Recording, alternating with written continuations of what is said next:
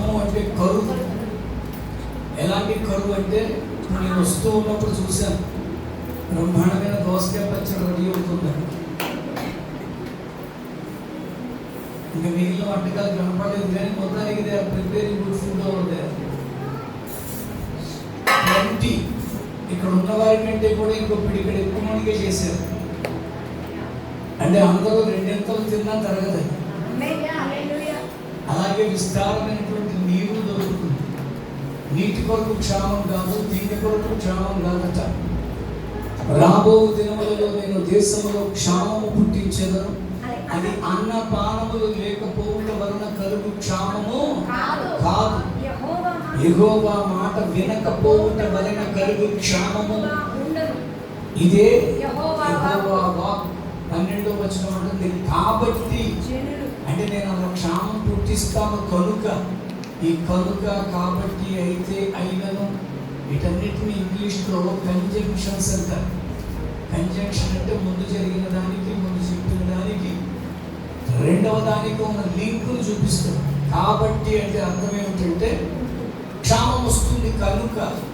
కాబట్టి జనులు యెహోవా మాట వెదకుటకై ఈ సముద్రము నుండి ఆ సముద్రము వరకు, ఉత్తర దిక్కు నుండి తూర్పు దిక్కు వరకు సంచరించుదురు, కానీ అది వారికి దొరకదండి. సంగమా, దయచేసి గమనించండి. మన పైండే వాక్యం కొరకు వెంపర్లాడి గుండెలు గుర్తుకున్నా దొరకని దినాలు రాబోతున్నాయి. నేల మాళిగల్లోనికి దూరి నాతో మాట్లాడు దేవా అని అనుకునే రోజులు రాబోతున్నాయి. ఇప్పటికే భయంకరమైన వ్యతిరేకత క్రైస్తవ ప్రజల మీదకి వస్తుంది. క్రైస్తవ్యం మీదకి కాదు. అపవాది క్రైస్తవ్యాన్ని ఏమీ చేయలేదు. అందరూ చెప్పండి ఆ మాట. అపవాది క్రైస్తవ్యాన్ని ఏమీ చేయలేదు. Not able to touch Christianity. But he will touch Christians. అదే ప్రమాదం. క్రైస్తవ్యాన్ని ఏం చేయలేడు, కానీ క్రైస్తవుని ఏమైనా చేయగలడు. అందుకని జాగ్రత్తగా మీరు దేవుని మాట దొరుకుతున్నప్పుడు వినేయడమే. ఆ రోజు కొరకు ఎదురు చూస్తూ ఇప్పుడు వినడం మానేయకండి. ఎంత విస్తారంగా దేవుని మాటలు వింటామో అంత విస్తారమైన విశ్వాసం మనలో పెరుగుతుందని ఒక వచనం మీకు తెలుసు. రోమీయులకు రాసిన పత్రికలో 10వ అధ్యాయం 17వ వచనం ఏం చెప్తుందండి? వినుట వలన విశ్వాసము కలుగును, ఆ వినుట క్రీస్తును గూర్చిన మాట వలన ఉందండి. ఎవరి గురించో మనం వింటే మనకేం ఒరిగేది లేదు. Unless if you don't listen about Jesus Christ, you are not going to receive anything. Maybe నీకు కొంత అవతల వాళ్ళ గురించి అవగాహన రావచ్చేమో, కానీ నీలో రక్షణ కార్యం జరగదు. క్రీస్తు గురించి విను, అద్భుతమైన కార్యం చేస్తాడు. అందుకనే నేను అంటున్నాను, ఎవ్రీ బుక్ ఆన్ ఎర్త్, భూమి మీద ఉన్న ప్రతి పుస్తకం it is giving some information. అందరూ నా మాటలు విన్నారు. Every book on earth will give some information. One and only book will give transformation. ప్రపంచంలో ప్రతి పుస్తకం మనకి కొంత సమాచారాన్ని ఇస్తుంది, కానీ ఒకే ఒక్క పుస్తకం మనలో మార్పు తెస్తుంది. ఆ పుస్తకమే పరిశుద్ధ గ్రంథం. ఆ పరిశుద్ధ గ్రంథంలో 66 పుస్తకాలు ఉన్నాయి. ఈ 66 పుస్తకాలని 2 విభాగాలు చేశారు. పాత నిబంధన, కొత్త నిబంధన. అందులో 39 పుస్తకాలు, ఇందులో 27 పుస్తకాలు. ఇవన్నీ కూడా అంతర్లీనంగా ఆలోచిస్తే వినడం గురించే మాట్లాడుతున్నాయి. ఈరోజు మనం వింటున్నామా? పైకి వింటున్నట్టే వింటున్నాము, కానీ ఏదో మన ఇష్టం వచ్చినట్టు చేసుకుంటూ వెళ్ళిపోతున్నాం. అందుకే క్రైస్తవ్యం ఆశీర్వాదకరంగా లేదండి. మనం చేస్తున్న క్రైస్తవులు చేస్తున్నటువంటి విధానాన్ని బట్టి క్రైస్తవ్యానికే అవమానం వస్తున్న దినాల్లో ఉన్నాం. Are you listening? ఆది కాండము మొదలుకొని ప్రకటన గ్రంథము వరకు, ఏదేదో తోట మొదలుకొని పద్మాసు ద్వీపం ద్వీపం వరకు కాన్సెప్ట్ ఒకటే వినండి, దైవ దీవెనలు పొందండి. ఏదేను తోటలో ఆదామును అవ్వను పెట్టినప్పుడు దేవాది దేవుడు తన నోటి మాట వినమని చెప్పారు. కొంచెం ముందుకు చదివితే నిందారహితుడు నీతిపరుడైన నోవహును కనుగొని 120 సంవత్సరాలు దేవుడు మాట్లాడుతూనే వచ్చాడు. తర్వాత యూఫ్రటీస్, టైగ్రీస్ అన్నటువంటి 2 నదుల మధ్య భాగమైన కల్దీల దేశానికి చెందిన ఊర్ అన్న ప్రాంతము నుంచి అబ్రామ్ అనే ఒక ఆయన పిలుచుకొని అబ్రాము ద్వారా దేవుడు మాట్లాడాడు. అబ్రాము కుమారుడైన ఇస్సాకు ద్వారా దేవుడు మాట్లాడాడు. ఇస్సాకు కుమారుడైన యాకోబు ద్వారా దేవుడు మాట్లాడాడు. యాకోబు కుమారుడైన యోసేపు ద్వారా దేవుడు మాట్లాడుతూనే వచ్చాడు. అంత మాత్రమే కాదు, భయంకరమైన ఐగుప్తు దాసత్వంలో ఇరుక్కుపడిపోయిన ఇశ్రాయేలు జనాంగాన్ని విడిపించి నడిపించడానికి మోషేను నాయకునిగా చేసి మోషే ద్వారా దేవుడు మాట్లాడాడు. మోషే తదనంతరము యెహోషువ నాయకులయ్యారు. వారి ద్వారా దేవుడు మాట్లాడుతూనే వచ్చాడు. ఆ తర్వాత అద్భుతమైన న్యాయాధిపతులను పంపారు. ఆ న్యాయాధిపతుల ద్వారా తన ప్రజలైన ఇశ్రాయేలీయులతో దేవుడు మాట్లాడుతూనే వచ్చాడు. ఆ తర్వాత 17 మంది ప్రవక్తలు వచ్చారు. 5 పెద్దవాళ్ళు, 12 మంది చిన్నవాళ్ళని చరిత్ర చెప్తుంది. ఈ 17 మంది ప్రవక్తల ద్వారా నిత్యము నిరంతరము మాట్లాడుతూనే వచ్చారు. పాత నిబంధనలోని 39వ పుస్తకమైన చివరి ప్రవక్త మలాకీ వరకు, కొత్త నిబంధన 27 పుస్తకాల్లో మొదటి పుస్తకమైన మత్తయి సువార్త నుండి చూస్తే మధ్యలో ఉన్నటువంటి కాలము 400 సంవత్సరాలు. మలాకీ నుండి మత్తయి మధ్యలో ఎంత కాలం ఉంది? ఈ 400 సంవత్సరాల కాలాన్ని దేవుడు మాట్లాడని కాలంగా గుర్తించారు. అందుకనే దానికి 2 పేర్లు పెట్టారు. ఒకటి డార్క్ ఇయర్స్ అన్నారు, చీకటి కాలము అన్నారు. రెండవది సైలెంట్ పీరియడ్ అన్నారు, నిశ్శబ్ద కాలము అన్నారు. దేవుడు మాట్లాడలేదు. ఎందుకు మాట్లాడలేదు అనేది ఆలోచిస్తే మీరు మలాకీ గ్రంథం చదువుకోండి. ఉన్న అధ్యాయాలు తక్కువైనప్పటికీ దేవుణ్ణి ఎదిరించి ప్రశ్నించిన ప్రశ్నలు కనిపిస్తాయి మనకు.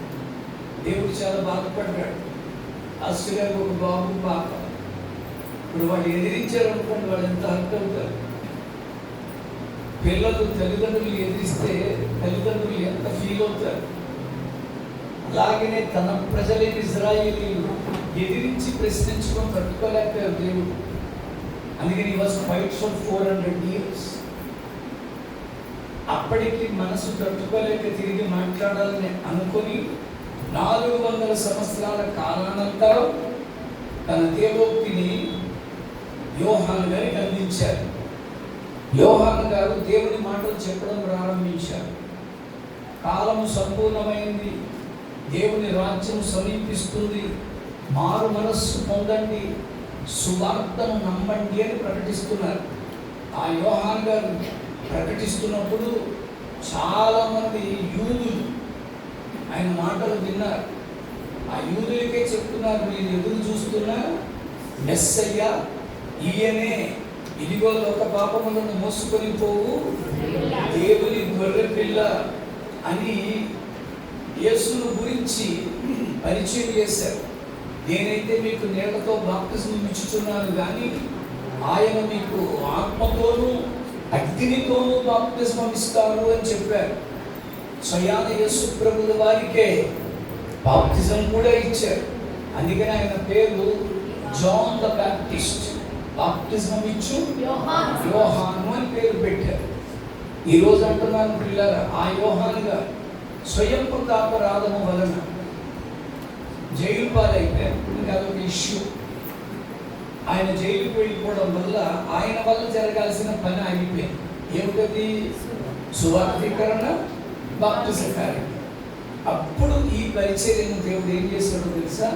తన ప్రియకుమారుడైన యేసుక్రీస్తు వారికి అప్పగించాడు. యోహాను చెరబట్టబడిన తరువాత యేసు గలిలయ సముద్ర తీరాన వెళుతూ కాలము సంపూర్ణమైంది, దేవుని రాజ్యం సమీపిస్తోంది, మారు మనస్సు పొందండి, సువార్తను నమ్మండి అని దేవుని సువార్తను ప్రకటిస్తున్నారు.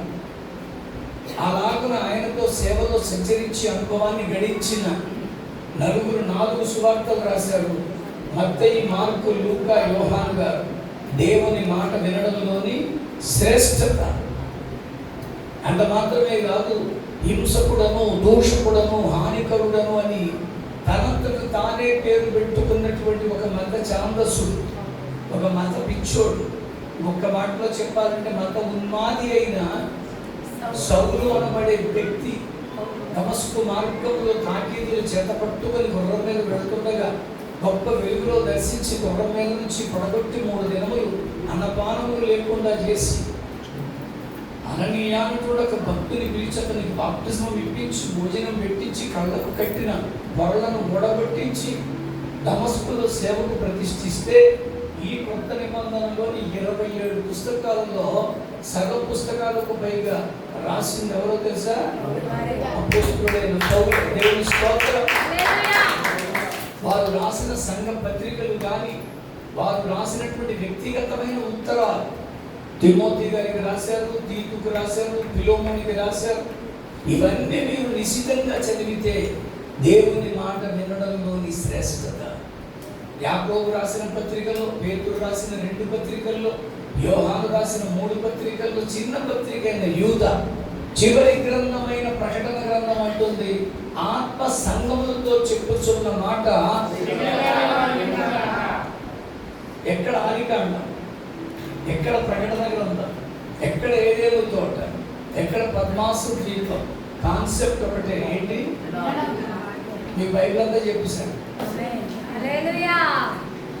మరి వింటున్నారా మీరు? పైకి వింటున్నట్టే యాక్షన్. ఎందుకంటున్నానంటే వినడం అనేది క్రియారూపకంగా ఉంటేనే. మా అబ్బాయి 3 సంవత్సరాలు బ్యాచులర్ ఆఫ్ థియాలజీ చదివారు బెంగళూరులో న్యూ లైఫ్ కాలేజ్లో. ఒక సంవత్సరం సెలవులకి ఇంటికి వచ్చారు. నేను అన్నాను, ఆయనతో కొంచెం మంచినీరు తెచ్చిపెట్టండి అన్నాను. మా అబ్బాయి చాలా సీరియస్గా నేను తేను అన్నాడు. నా మాట విన్నాడా? గట్టిగా చెప్పండి.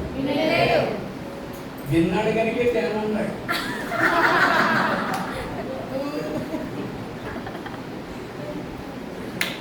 అర్థమైందా మీకు పాయింట్?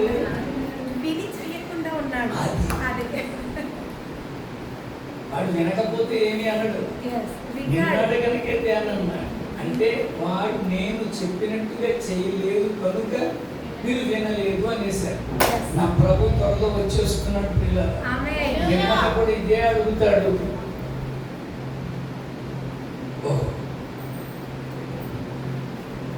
ఖచ్చితంగా మిమ్మల్ని కూడా అడుగుతారు, ఏమని? నా మాట విన్నావా అని. మీరేం చెప్తారు? వినపడం ఏంటి?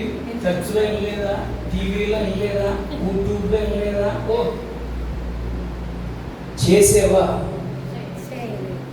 Unless if you are not doing the word of God, you are not listening. నువ్వు వింటున్నానని చెప్పుకోవడం అబద్ధమవుతుంది. నువ్వు విన్న ప్రకారంగా చేయగలుగుతున్నావా? ప్రపంచంలో ఏ పుస్తకం అలాంటి తత్వాన్ని, తాత్విక సిద్ధాంతాన్ని నేర్పించదు. ఒక్క బైబిల్ మాత్రమే. నీ పొరుగు వారిని ప్రేమించాలి అనే మాట ఎక్కడా దొరకదు, ఇందులోనే దొరుకుతుంది. నువ్వు చేస్తున్నావా? నీ శత్రువుని సైతం నువ్వు క్షమించాలి అని ఉన్న మాట ఇందులోనే దొరుకుతుంది. మీరు చేయగలుగుతున్నారా? It is highly impossible. ఇది మామూలు భక్తి కాదు, ఇది ఆషామాషి భక్తి కాదు, మన భాషలో అల్లాటప్ప భక్తి కాదు. చేయగలిగితేనే ఇందులో పెర్ఫెక్షన్. ఎందుకు చెప్తున్నానంటే అన్నీ చేసి వచ్చి మాట్లాడుతున్నాను. తెలుగులో మాట్లాడుతున్నాను కానీ నేను తెలుగువాడిని కాదు. నేను ఆంధ్రప్రదేశ్ కాదు, మీ తెలంగాణ అంతకంటే కాదు. ఎక్కడో కేరళ రాష్ట్రానికి చెందిన బాలఘాట్ అన్న జిల్లాలో పుదుక్కోడనే గ్రామానికి చెందిన ఒక అయ్యర్ బ్రాహ్మణ కుటుంబంలో నేను పుట్టాను.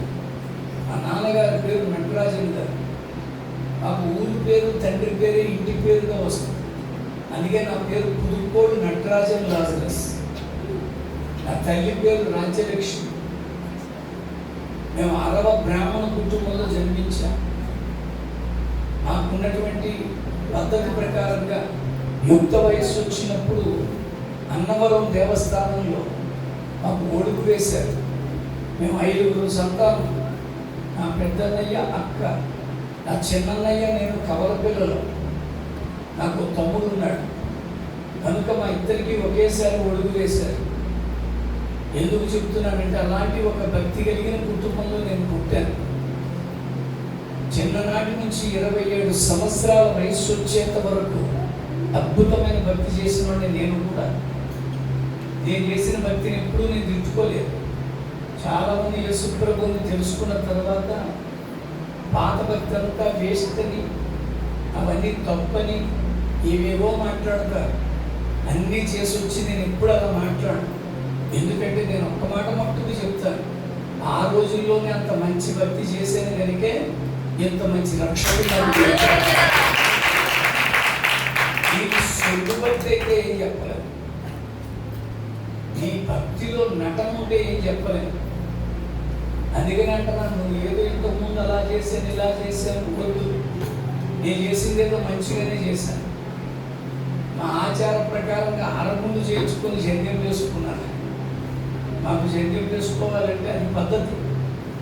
ఈ ఆంధ్రాలో కానీ తెలంగాణలో కానీ బ్రాహ్మణులు జంధ్యం వేసుకుంటే పంచశిగలు పెట్టుకుంటారు. 5 పిలకలు, చిక్కా అంటే పిలక, 5 పిలకలు పెట్టుకొని చేస్తారు.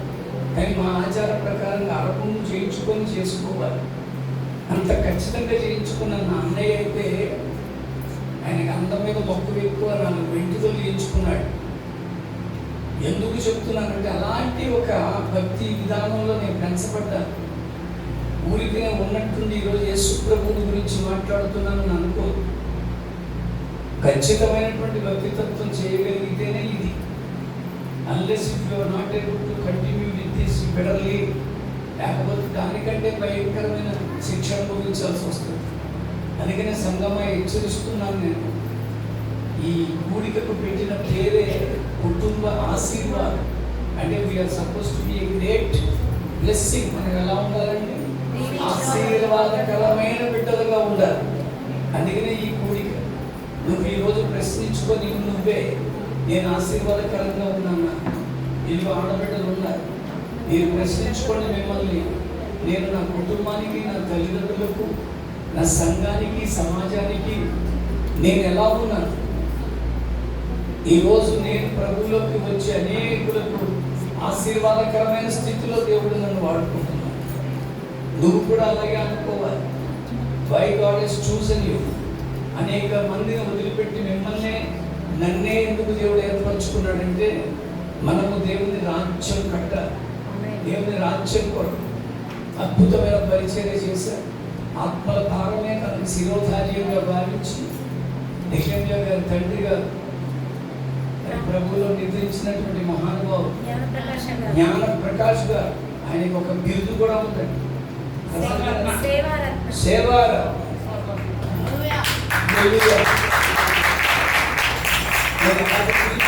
తెలుసా? ప్రసంగరత్న, సింపి సరిగేసే రత్న, ఇలాంటి బోర్డు చూసాం.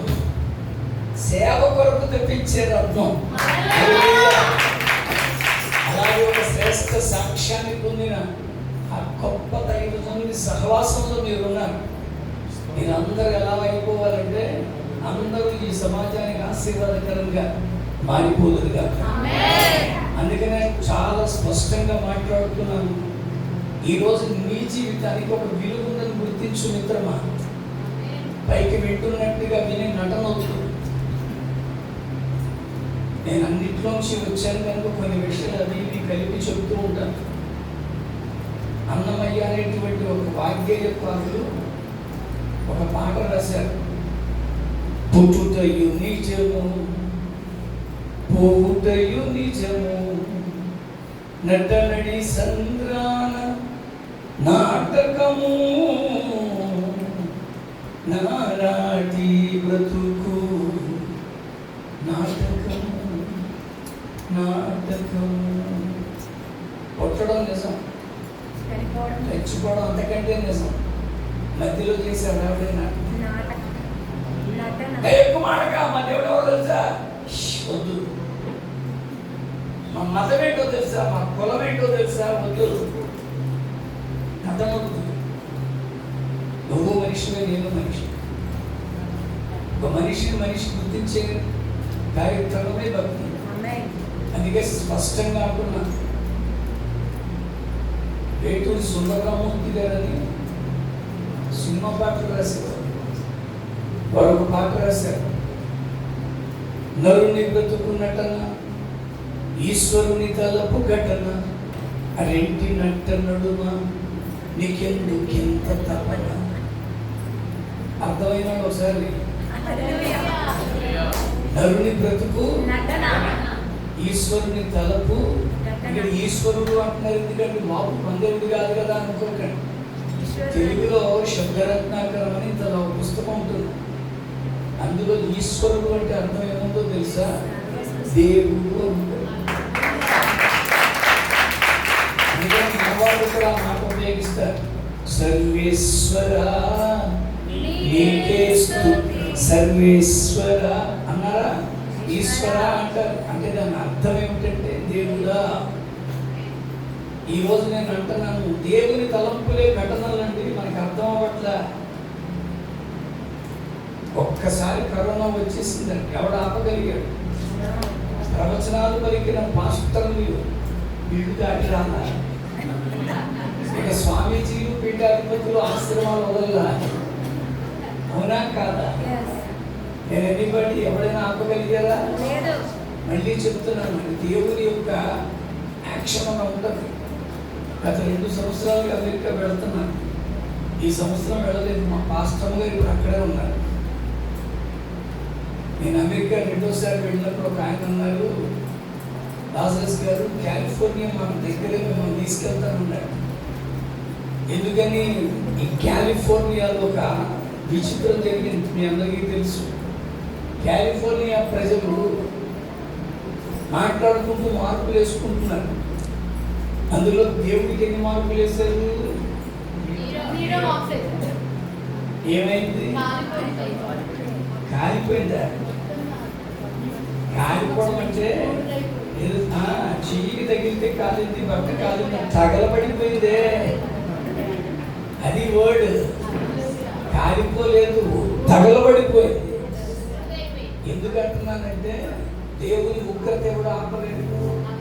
అస్సాం వరదతో కొట్టుకు చొస్తుంది. అవునా కదా? మళ్ళీ చెప్తున్నాను ప్రియులారా, దేవుని దగ్గర 5 ఆయుధాలు ఉన్నాయి. ఆకాశం ఆయనది, భూమి ఆయనది, గాలి ఆయనది, నీరు ఆయనది, అగ్ని ఆయనది, నిప్పు ఆయనది. ఈ 5 ఉపయోగించేస్తాడు. అందుకనే అంటున్నాను, ఈశ్వరుని తలపు ఘటన అవి జరుగుతున్నప్పుడు ఎవడు ఆపలేకపోతున్నాడు. ఈ సౌండ్ బయటకు కూడా వెళ్తుందా? మరి అందరికీ కనపడుతుందిగా, ఊరికే గెలగొట్టిపోతారా? బాగానే ఉంది పాస్టరే, నాకేమో మూతికి దగ్గర పెట్టుకోవాలంటే భయం ఉంది. ఎందుకంటే ఇన్ఫెక్షన్స్ వచ్చేస్తున్నాయండి.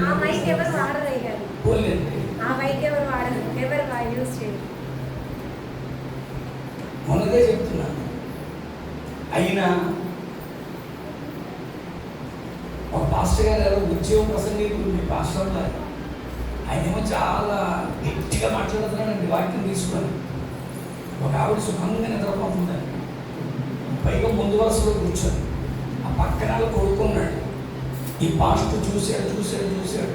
ప్రసంగం అయిపోయిన తర్వాత కిందకి దిగొచ్చే కొడుకుని పిలిచి, ఎలా మీ అమ్మ నిద్రపోతుంటే లేపాలని తెలియదా అని అడిగాడంటే, వెంటనే మీ అమ్మ పడుకుంటే లేపాలని తెలీదా అని అడిగితే వాడు వెంటనే అన్నాడట. ఎవరిని? ఆ పాస్టర్ని. మా అమ్మ ఇంటి దగ్గర బయలుదేరినప్పుడు బాగానే ఉంది, రిక్షాలో కూర్చొని వచ్చినప్పుడు బాగానే ఉంది, చర్చిలో వచ్చినప్పుడు కూడా బాగానే ఉంది. గట్టిగా అరిచి బాగు చేసి పడుకోబెట్టింది నువ్వు లేపు అన్నాడు. అలాగ మీకు మీ పాస్టర్ స్వరం అలవాటు అయిపోయి నన్ను కూడా గట్టిగా మాట్లాడమంటే అలా మాట్లాడుతున్నావు. నేను ముందే చెప్పేసాను నా సుఖం ఇంతే అని. అయ్యగారు చెప్తాను గట్టిగా మాట్లాడితే మా వాడికి అలవాటు అయిపోయిందండి. మీ అలవాటు చేసింది మీ పాస్టర్. హల్లెలూయా.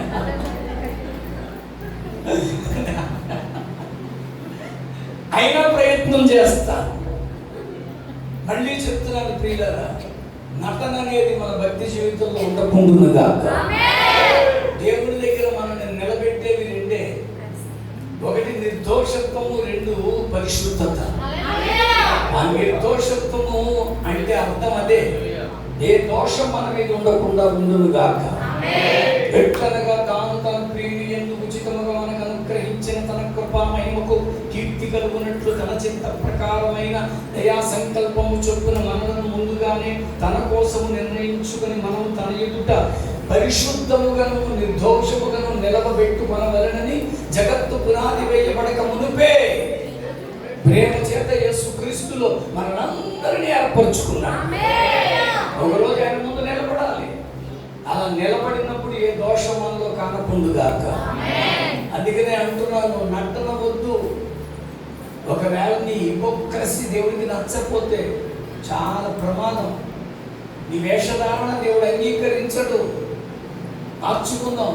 అయ్యా, నేను వేషధారణ భక్తి కాదయ్యా, ఆశీర్వాదకరమైన బిడ్డగా నన్ను ముందుకు ఉంచడానికి నాతో మాట్లాడని అడగండి. ఎందుకంటున్నానంటే ఈ వేషధారణ పరలోకం చేర్చదు. మళ్ళీ చెప్తున్నాను పిల్లగా, ఒక ఆయనకి ఉద్యోగం లేక తిరుగుతూ ఒక జూ దగ్గరికి వెళ్ళాడు. ఎవరి ఇక్కడ ఉద్యోగం ఏమైనా ఉందా అని అడిగాడు. ఒక ఉద్యోగం ఉంది, చేస్తావా బాబు అన్నారు. మా జూలో కోతి చచ్చిపోయింది. ఆ కోతి చాలా పెద్ద కోతి కనుక దాని మాస్క్ మేము తయారు చేయించి ఉంచాం. నువ్వేం లేదు, అందులో దూరి కోతిలాగా వస్తున్న వాళ్ళందరినీ యాక్ట్ చేస్తూ అందరినీ నవ్వించి సరదా చేయాలి. నీకు జీతం ఇస్తాం, మధ్యాహ్నం భోజనం పెడతాం, సాయంత్రం మళ్ళీ సెలవిస్తాం, ఉదయం రావచ్చని ఉద్యోగం ఇచ్చారు. బాగుంది కదా అని జాయిన్ అయిపోయాడు. కోతిలా వేషం వేసుకొని గెంతుతున్నాడు. ఒకరోజు గెంతుకుంటూ పొరపాటున పక్కన కేజీలో పడిపోయాడు. ఆ కేజీ ఏమో సింహం. వీడు పడ్డ శబ్దానికి ఆ సింహం లేచింది. అది దగ్గరకు వస్తుంటే వీడు చూసి చెమటలు పట్టేసాడు. మాస్క్ తీసేస్తే అబద్ధం అని తెలిసిపోతుంది. ఏం చేయాలో తెలియక ఆ కోతి వేషంలోనే గట్టిగా అరుస్తున్నాడు. ఇంకా గట్టిగా అరుస్తున్నాడు. దగ్గరకు వచ్చే కొద్ది ఏం చేయాలో తెలియక ప్రాణాలు పోయినది. రెండు చేతులు ఎత్తి అరుస్తుంటే దగ్గరకు వచ్చిన సింహం అంటుంది, మళ్ళీ గట్టిగా అరవకు, ఎత్తు ఉద్యోగాలు పోతాయి.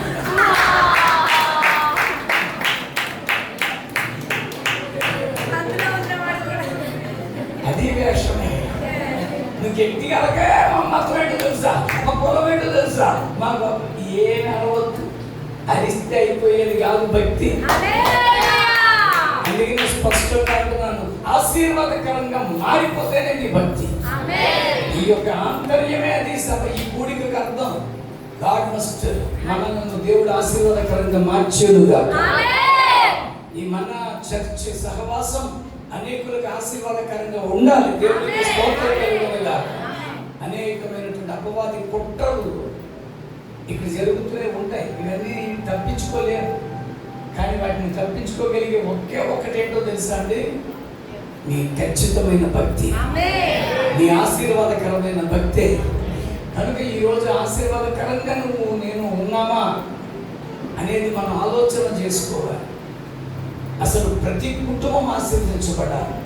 సమూయేలు 2వ గ్రంథం 7వ అధ్యాయం 9వ వచనం. సమూయేలు 2వ గ్రంథం 7వ అధ్యాయం 29వ వచనం. దయచేసి నీ దాసుడైన నా కుటుంబము, అందరూ చెప్పండి అమ్మగారు వెనకాల అదే మాట మీరు చదవండి ఒకసారి. దయచేసి నీ దాసుడైన నా కుటుంబము నిత్యము నీ సన్నిధిని ఉండునట్లుగా దానిని ఆశీర్వదించుము. యెహోవా నా ప్రభువా, నీవు సెలవిచ్చి ఉన్నావు, నీ ఆశీర్వాదము నుండి నా కుటుంబము నిత్యము ఆశీర్వదింపబడును గాక. దేవునికి మహిమ కలుగును గాక. మహారాజైన దావీదు చేస్తున్న ప్రార్థన. 12 గోత్రాల యొక్క చిత్రాధిపత్యంలో పరిపాలించిన రాజైన దావీదు యెహోవా సన్నిధిలోనికి వచ్చాడంట. 18వ వచనం గమనిస్తే యెహోవా సన్నిధిలోనికి వచ్చి ఏమనంటున్నాడు? ఇంతగా నీవు నన్ను హెచ్చించుటకు నేనెంతటి వాడను? నా కుటుంబము ఏ పాటిది? నా కుటుంబం ఏ పాటిది? ఈ రోజు నీ కుటుంబం ఆశీర్వాదకరంగా మారాలి. అందుకనే ఇక్కడ 29వ వచనంలో అంటున్న మాట, దయచేసి నీ దాసుడనైన నా కుటుంబము నిత్యము నీ సన్నిధిలో ఉండాలి. అందరూ చెప్పండి. ఆమేన్. ఎక్కడ ఉండాలి? దేవుని సన్నిధిలో. నువ్వు కుటుంబాలుగా రండి. చాలా మంది భర్తలు రారండి, నువ్వు వెళ్ళంటారండి. పైగా వాడి బైబిల్ కూడా తేరండి. వాళ్ళ భార్యను మోసుకురావాలి. నీ మోసుకొచ్చిన భార్య తినకూడదండి. మూడు వచ్చాడా అని చూస్తూనే ఉండాలి. ఆయన వచ్చినప్పుడు ఇక్కడి నుంచి అలా కొడుకునో ఎవరినో ఇచ్చేదే అందరికి ఇచ్చేదా? That's not the way. ఫ్యామిలీస్గా రండి. మీరు ఫ్యామిలీగా వస్తున్నప్పుడు దేవుడు చూస్తాడు. ఆ కుటుంబం మీద తన కనుదృష్టి ఉంచుతాడు. నీ చిన్న పిల్లలు వేసుకుంటారా? ఇదిగో ఈ పిల్లలందరినీ తీసుకొచ్చారంటే సెలవు కనుక మామూలుగా అయితే వాళ్ళని ఆపడం కష్టం. అప్పుడు మాస్టర్ గారు వాలంటరీగా వాళ్ళందరినీ కంట్రోల్ చేసి బాధ్యత తీసుకున్నారు. ఇందాక నుంచి ఒక్కొక్కరు మెల్లగా పడుకుని పోతే బాగుందని చూస్తున్నాను. చూసిన వీడియో పాపం వాడికి చాలా అర్జెంట్. వాడు లేచేసరికి ఒక్క వేరుతో శాసించేస్తారు కూర్చుని. కుటుంబాలుగా రండి, దేవుడు ఆశీర్వదించబోతున్నారు. చిన్నపిల్లలు అల్లరి చేస్తారు, చంటి బిడ్డలు ఏడుస్తారు, తీసుకురండి. కన్యపానము చేయు బిడ్డలని ఉంటుందండి బైబిల్లో. తీసుకురండి.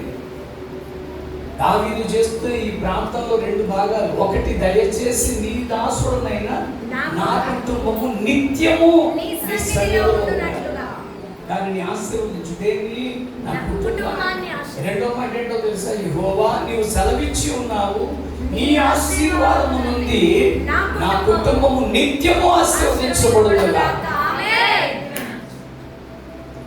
ఒకటి, నా కుటుంబం నీ సన్నిధిలో ఉండాలి. 2, నీ సన్నిధి నా కుటుంబంలో ఉండాలి. ఎంతమంది కుటుంబాల్లో దేవుని సన్నిధి ఉంది? మీకు నా తెలుగు అర్థం అవ్వట్లేదా, లేకపోతే నిజంగానే లేదేమో? మరి నిజంగా ఉంటే మరి మనం ఎందుకు దిక్కేవారు? నిజంగా ఉంటే ఎందుకు మీకు కొరత పదవులు వస్తున్నాయి? నిజంగా దేవుని సన్నిధి ఉంటే ఎందుకు కొంపలో, అంటే ఇల్లు, ఆ ప్రాంతంలో కొంప అంటారు ఏమిటో, మరి మీ ప్రాంతంలో ఏమంటారో తెలియదు. ఇల్లు ఎందుకండి గొడవలు అవుతున్నాయి? ఆలోచన చేద్దాం. ఇది అందరూ కూర్చొని మాట్లాడుకునే సరే తప్ప ఏదో ప్రత్యేకమైనది ఏం కాదు. Let us think why we are getting failures. ఎందుకు మనం ఫెయిల్ అవుతున్నాం? ఎందుకు మన యొక్క ప్రయత్నాలు విఫలమవుతున్నాయి? మన పిల్లలే ఎందుకు సరైన రీతిలో ఎదగట్లా? మన పిల్లలకి ఎందుకని ఒక ఆలోచన, ఒక సీరియస్ ఆలోచన.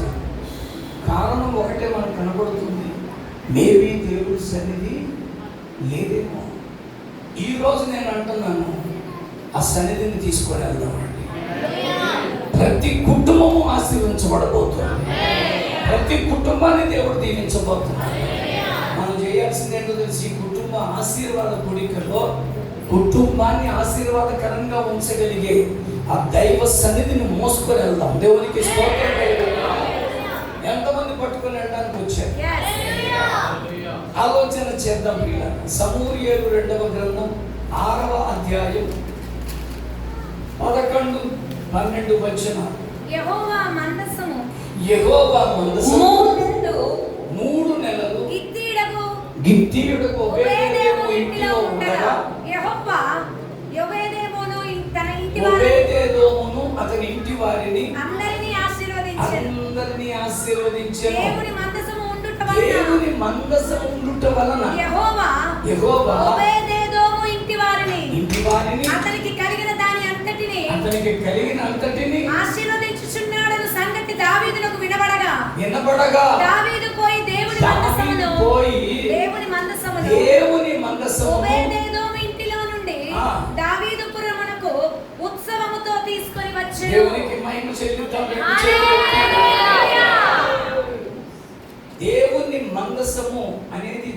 సన్నిధికి గుర్తు. అందరూ తలపైకెత్తి వినాలి. అందుకే రెఫరెన్స్ చెప్పను నేను సాధారణంగా. ఎందుకు చెప్పనంటే చదువుతున్నారుగా పాస్టర్ మా అందరూ వినండి. తర్వాత ఒకవేళ భోజనాల సమయంలో కూర్చుంటే మళ్ళీ అన్నీ చెప్తాను, రాసుకుందిగా. ఎక్కువ శాతం వినండి. నేనేదో అతిశయంగా మాట్లాడలేదు. ఒక అన్ని కుటుంబం నుంచి వచ్చాను సార్. 27 సంవత్సరాల వయసు ఉన్న వాళ్ళు ఇక్కడ ఎవరున్నా ఉన్నారా? 27 years బాయ్, మరి 27 years బాయ్. ఆ వయసు వచ్చేంత వరకు నాకు అసలు వేసుకోవడం తెలియదు. అంటే నా ప్రెషియస్ ఏజ్ అంతా నేను అన్నిటిగానే ఉండిపోయాను. మరి మీరు లెక్కే సోదరి,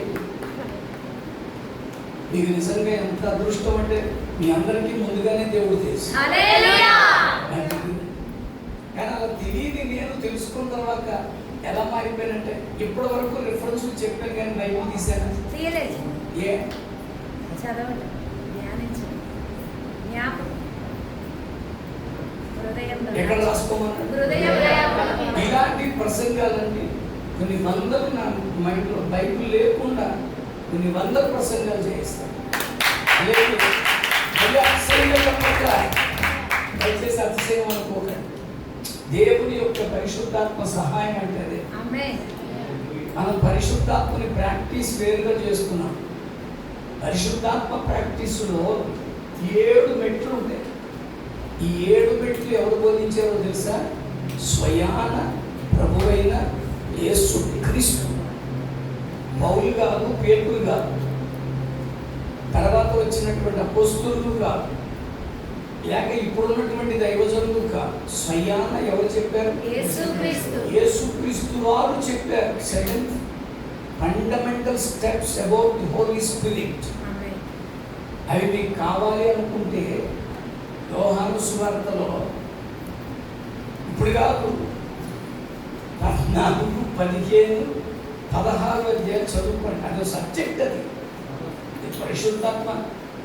నేను మాట్లాడిన ఒక ఆయన వాళ్ళ అబ్బాయిని జఫన్యా శాస్త్రి గారి దగ్గర పంపించారట. 3 నెలలు ట్రైనింగ్. దేనికి పంపారు అంటే పరిశుద్ధాత్మ అనుభవం కొరకు. ఆ పరిశుద్ధాత్మ అనుభవం అనేది మనకి రావాలి. అది రావాలంటే ముందు యేసుక్రీస్తు వారు అసలు పరిశుద్ధాత్మని మనకి పరిచయం చేసింది ఎవరు? మాట్లాడండి.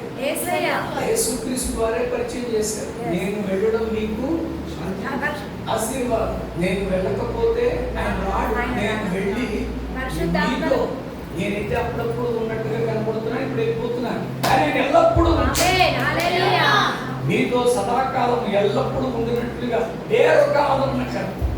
వేరొక ఆదరణకర్త అంటే అర్థం ఏంటి? ఇంతవరకు నేను ఆదరణకర్తగా ఉన్నాను, ఇప్పుడు వేరొక ఆదరణకర్తగా సత్య స్వరూపియకు పరిశుద్ధాత్ముడు వస్తాడు. ఆయన వచ్చినప్పుడు ఏం చేస్తారు అనేది 7 విషయాలు చెప్పారు యేసయ్య. ఆ విషయాలు 3 అధ్యాయాల్లో దొరుకుతాయి. కనుక ఈరోజు ఆ పరిశుద్ధాత్ముడు నాలో ఉన్నాడు కనుక నేను చెప్పగలుగుతున్నాను. అదే పరిశుద్ధాత్ముడు మీకు తోడే ఉండునుగా. అదే పరిశుద్ధాత్ముడు వినగలిగే ఆ మంచి మనస్సును గ్రహించగలిగే హృదయాన్ని దేవుడు మీకు ఇచ్చునుగా.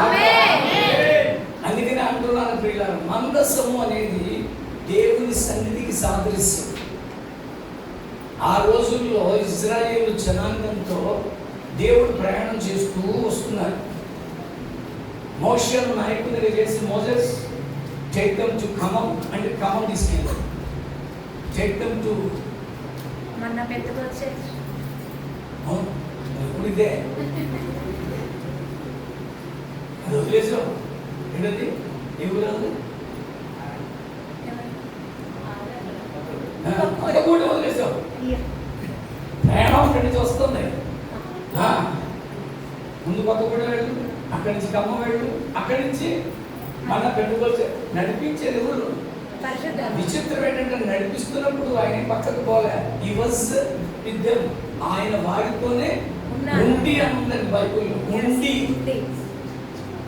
పగలు మేఘస్తంభమై రాత్రి అగ్నిస్తంభమై వారి ముందర నడుచుచు వారితో ఉండి ఖచ్చితంగా నడిపించారు. అలా నడుస్తున్నప్పుడు మోషేను పిలిచారు. మోసెస్, నేను మీ మధ్య సంచరించడానికి నివసించడానికి నాకు కూడా ఒక పరిశుద్ధ స్థలం కట్టాలి. So I would like to dwells among my people. నా ప్రజలతో నేను ఉండాలనుకుంటున్నాను కనుక నువ్వు నాకు ఒక పరిశుద్ధ స్థలాన్ని నిర్మించాలి అన్నారు. అప్పుడు మోషే గారు ఒక పరిశుద్ధ స్థలం నిర్మించారు. ఆ మాటలన్నీ మీకు నిర్గమకాండం 25వ అధ్యాయం 8వ వచనాన్ని చూస్తే, నిర్గమకాండం 25వ అధ్యాయం 8వ వచనంలో, నేను వారి మధ్య నివసించున్నట్లు నాకు ఒక పరిశుద్ధ స్థలము నిర్మింపవలెను అన్నారు. నేను నీకు కనపరచు విధముగా ఎలాగ చెప్పాలో అలా చెప్పి అది కట్టించుకున్నారు. దానికి వాళ్ళు పెట్టుకున్న పేరేంటో తెలుసా? ప్రత్యక్ష గుడారం. దేవునికి స్తోత్రం కలుగును. అది ఎలా కట్టుకోవాలో నిర్గమకాండం 26వ అధ్యాయం ప్రారంభంలో కనపడుతుంది. 26వ అధ్యాయం ప్రారంభంలో ఏముంది? 10 తెరలతో ఒక మందిరమును చేయవలెను. దానికి వాళ్ళు పెట్టుకున్న పేరు ప్రత్యక్ష గుడారం. దాన్ని వాళ్ళు మందిరం అన్నారు. అది ఏ మందిరమో తెలుసా? కదిలే మందిరం. అందరూ నన్ను చూడండి. కదిలే మందిరం. Movable temple. మొబైల్ అన్నమాట. మొబైల్ అంటే అర్థం ఏంటి? సెల్ ఫోన్ కాదు. ఏది కదులుతూ పనిచేస్తుందో దాన్ని మొబైల్ అంటారు. మీరు కొంచెం హైవేలోకి వెళ్తే మీకు మొబైల్ ఫ్రూట్ స్టాల్స్ కనిపిస్తాయి. ఓ బండి వేసుకొని రోడ్ పక్కన పెట్టి ఫ్రూట్స్ అమ్ముతారు. మొబైల్ స్వీట్ స్టాల్స్ వచ్చాయి. మొబైల్ లైబ్రరీ వచ్చింది. Mobile hospital 104. మొబైల్ అనేవి చాలా ఇంతకుముందు మనం రజకుల దగ్గరికి వెళ్ళి బట్టలు ఇచ్చి ఇస్త్రీ చేయించుకొని తెచ్చుకోవాలి. ఇప్పుడు మొబైల్ లాండ్రీస్ వచ్చాయి. అలాగా ఆ రోజుల్లో ఇజ్రాయేలీలు కట్టుకున్నటువంటి ఆ ప్రత్యక్ష గుడారం మొబైల్ అన్నమాట. అది కదులుతుంది. అది కదిలే మందిరం అయి ఉంది. నేను అంటున్నాను, అలా కదులుతున్నటువంటి ఆ మందిరంలో 3 భాగాలు ఉంటాయి. మొదటి భాగము ఆవరణము, రెండవ భాగము పరిశుద్ధ స్థలము, మూడవ భాగమే అతి పరిశుద్ధ స్థలం. ఈ అతి పరిశుద్ధ స్థలంలో పెట్టేదే మందసం, ఆర్క్ ఆఫ్ గాడ్. ఈ అతి పరిశుద్ధ స్థలంలో పెట్టబడే ఈ మందసం దేవుడు దిగివచ్చు స్థలం. మీకు బాగా అర్థం అవ్వాలంటే లూకా సువార్త చదవక్కర్లేదు. లూకా సువార్త 1వ అధ్యాయంలో దైవజనుడైన జకరియా యాజక ధర్మం జరిగించడానికి మందసం దగ్గరికి వెళ్ళారు. అవునా కాదు? అప్పుడు దేవుని యొక్క స్వరం వినబడుతుంది అక్కడ. ఏమని? జకరియా, నీకొక కొడుకునిస్తాను నేను అని. సో అది దేవుని దిగి వచ్చి మనం సమర్పించే బదులు ఆగ్రాణించేస్తారు. కనుక మందసానికి అంత విలువ ఉంది. ఆ మందసము దేవుని సన్నిధికి సాదృశ్యం. ఇప్పుడు ఆ మందసము ఎక్కడ ఉంటే అక్కడ ఇప్పుడు ఆ మందసం అనే దేవుని సన్నిధిని మోసుకెళ్ళడానికి మనం వచ్చాం. అందుకనే స్పష్టంగా అంటున్నాను, unless if you don't have the arc in your home, నీ ఇంటిలో దైవ మందసం లేకపోతే ఇదే సమస్య. ఇప్పుడు మీ సమస్యలన్నిటికీ పరిష్కారం ఒక చిన్న సూచన ఏంటో తెలుసా? దేవుని సన్నిధి మీ ఇంట్లో పెట్టండి చాలు. ఇప్పుడు ఆ సన్నిధిని ఒబేదేదేమో ఇంటి దగ్గర వదిలిపెట్టేశాడు. ఎవరు? దావీదు గారు. మళ్ళీ చెప్తున్నాను, ఆ మందసము అనేది ఎలా తయారు చేయాలో కూడా చెప్పాడు దేవుడు.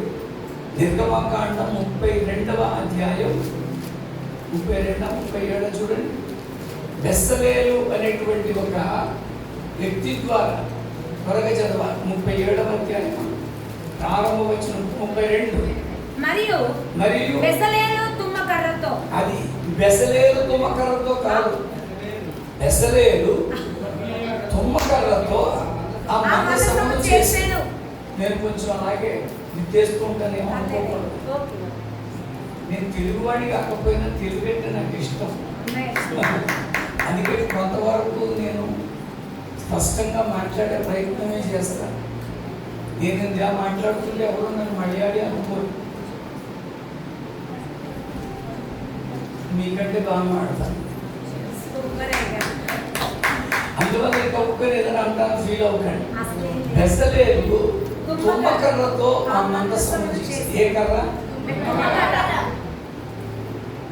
నేను మళ్ళీ అంటున్నాను, ఈ తుమ్మకర్రలు ఎవరు పెంచుకోరు. తుమ్మ చెట్లు ఎవరింట్లోనూ ఉంటాయా? ఉండవు.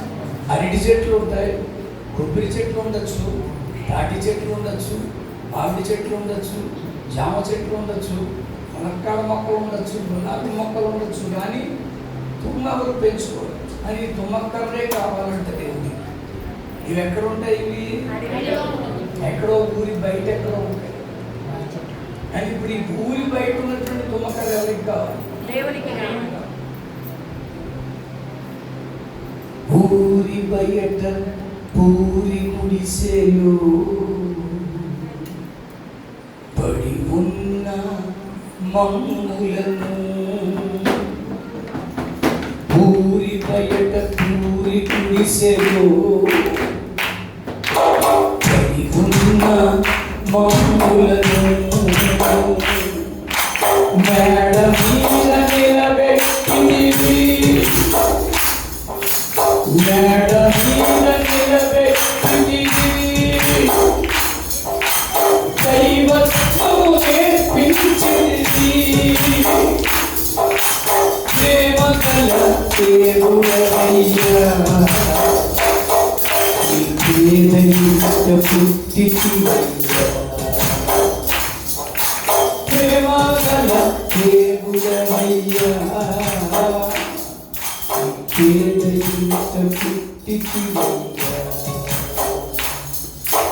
ఇల్లు లేక వాకిలి లేక ఆలోచ కలగడలేక, ఇల్లు లేక వాకిలి లేక ఆలోచ కలగడలేక, సిలువ పైన తలవాల్చితివి, సిలువ పైన తలవాల్చితివి, మా తలలు పైకెత్తితివి, ప్రేమ గల దేవుడవయ్యా, ఈ పేదయిత పుట్టితివయ్యా, కన్నీరును తుడిచి, పేదల కన్నీరును తుడిచి, పేదలను దీవించితివి, ప్రేమ కల దేవుడవయ్యా, ఈ పేదయిత ఎప్పటికక్కర్లేదు ఈ తుమ్మకర్ర, ఆయన కావాలి. అందుకే నిన్ను నన్ను ఏర్పరచుకున్నాడు. హల్లెలూయా. నువ్వు మీ ఇంట్లో ఎవరికి అక్కర్లా, నీ చుట్టాలకి నువ్వు అక్కర్లా, నీ బంధువులకు నువ్వు అక్కర్లా. నన్ను అందరూ వదిలేశారు. కేవలం యేసు ప్రభువుని నమ్ముకున్నానన్న ఒకే ఒక కారణం. అలాగని నాకెవరు లేరనుకోకండి. నా పెద్దమ్మ కుటుంబం ఉంది, చిన్నమ్మ కుటుంబం ఉంది, అక్క కుటుంబం ఉంది, తమ్ముడు కుటుంబం ఉంది, చిన్నాన్న బిడ్డలు ఉన్నారు, మేనకున్నారు, అందరూ ఉన్నారు. వాళ్ళందరూ వాళ్ళు చేసుకునే ఏ వేడుకకి మనం పిలవాలి. ఇప్పటికీ నా కమల సోదరుడి యొక్క కూతురు పెళ్ళయింది, ఫోటో పెట్టాడు. ఆ చిన్నాన్న కుటుంబం, నా మేనత్త, ఇది మా నాన్న చెల్లెలు, ఇక మా వాళ్ళందరూ ఉన్నారు. అక్క కుటుంబం, పెద్దన్నయ్య, చిన్నయ్య, తమ్ముడు కుటుంబం, అందరూ గ్రూప్ ఫోటో తీసుకుని అందరూ నేను తెలిసాను.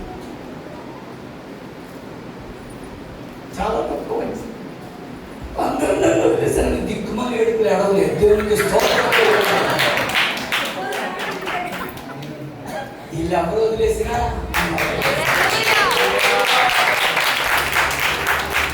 నేను ఎవరికి అక్కర్లేకపోయినా నువ్వు అంటే నువ్వు కావాలని. అందుకనే తుమ్మకర్రతో చేయించుకున్నాడు. టేక్కర కాదు బంగారం, టేక్కరతో చేయించుకోలేదు, రోజుగుడితో చేయించుకోలేదు. ఒక తుమ్మకర్ర తృణీకరింపబడినటువంటి స్థితిలో God has chosen you, అమ్మా. ఇక్కడ మిమ్మల్ని అందరినీ దేవుడు అందుకే ఏర్పాటు చేసుకున్నాడు. హల్లెలూయా. మంచి సహవాసాలకు మిమ్మల్ని పరిచయం చేశాడు. ఇక్కడ ఎదగండి, ఆశీర్వాదకరంగా మారిపోండి. ఆ మందసము ఎక్కడ ఉంటే అక్కడ ఆ మనసు గురించి అద్భుతమైన వర్ణన ఉంటుంది, అది చెప్పే సమయం లేదు. అలాంటి మందసము 30,000 మంది సూర్యులతో తీసుకెళ్తున్నాడండి దావీదు. 30,000 మంది. సమూయేలు 2వ గ్రంథం 6వ అధ్యాయం ప్రారంభంగా ఉంటుంది. 30,000 మంది సూర్యులు అంటే 15,000 మంది ముందు, 15,000 మంది వెనకుండగా బంగారంతో ఉన్నటువంటి ఈ మందసాన్ని ఎడ్ల బండి మీద పెట్టి తీసుకెళ్తున్నాడు. 2వ సమూయేలు గ్రంథం 6వ అధ్యాయంలో ఏమనుందండి? దావీదు ఆ పైనుంచి చదువుతున్నాడు.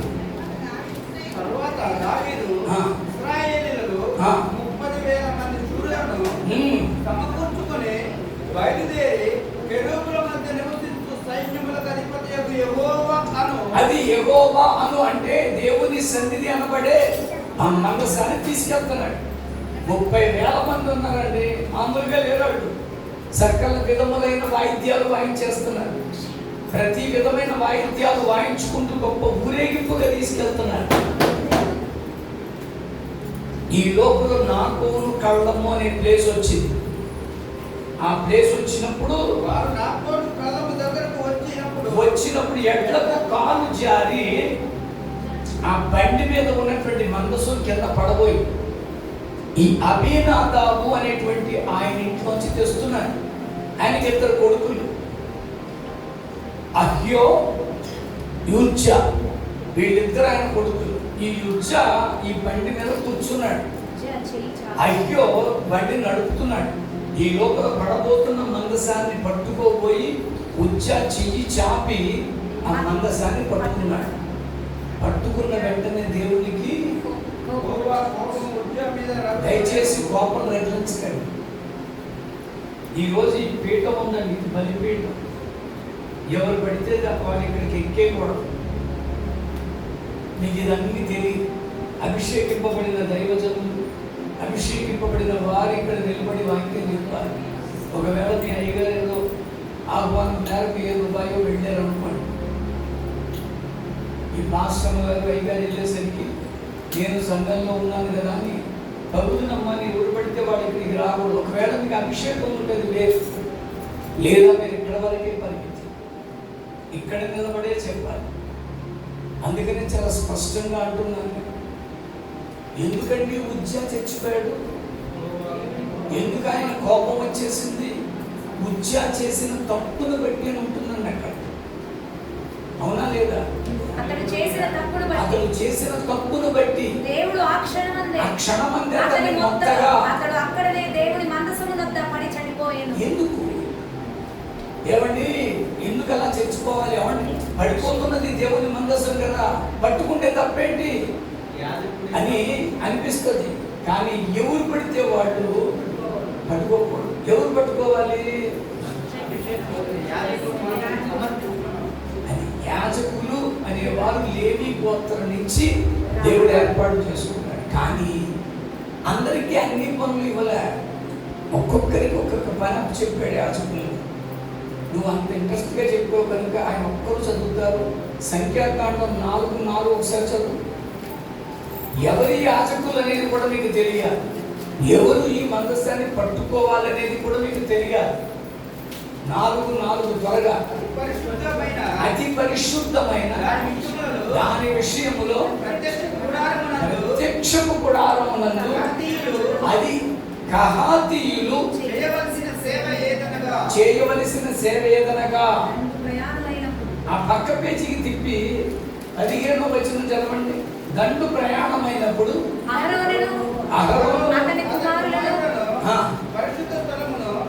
పరిశుద్ధ స్థలములో యొక్క ఉపకారములన్నింటినీ కప్పులు ముగించిన తరువాత అది గలతీయులు దానిని మోయాలి. ఇంకా చదువు. అయితే పరిశుద్ధమైన దానిని ముట్టకూడదు. వాళ్ళు ఇంకేది ముట్టకూడదండి. ఏం ముట్టాలి వాళ్ళు? ఓన్లీ మోయాలి, దాన్ని మోయాలి. మందసం ఎప్పుడన్నా చూసారా మీరు? అంటే ఫోటో ఎలా ఉంటుంది ఇట్లా అనే ఫోటోయే. రెండు కర్రలు అటు ముందు రెండు కర్రలు వెనక ఒక రెండు. బాక్స్ లాగా ఉండి మోతకాలు ఉంటాయి. రెండు ముందుకు రెండు వెనక. నేను ఎరుషలేము వెళ్ళాను.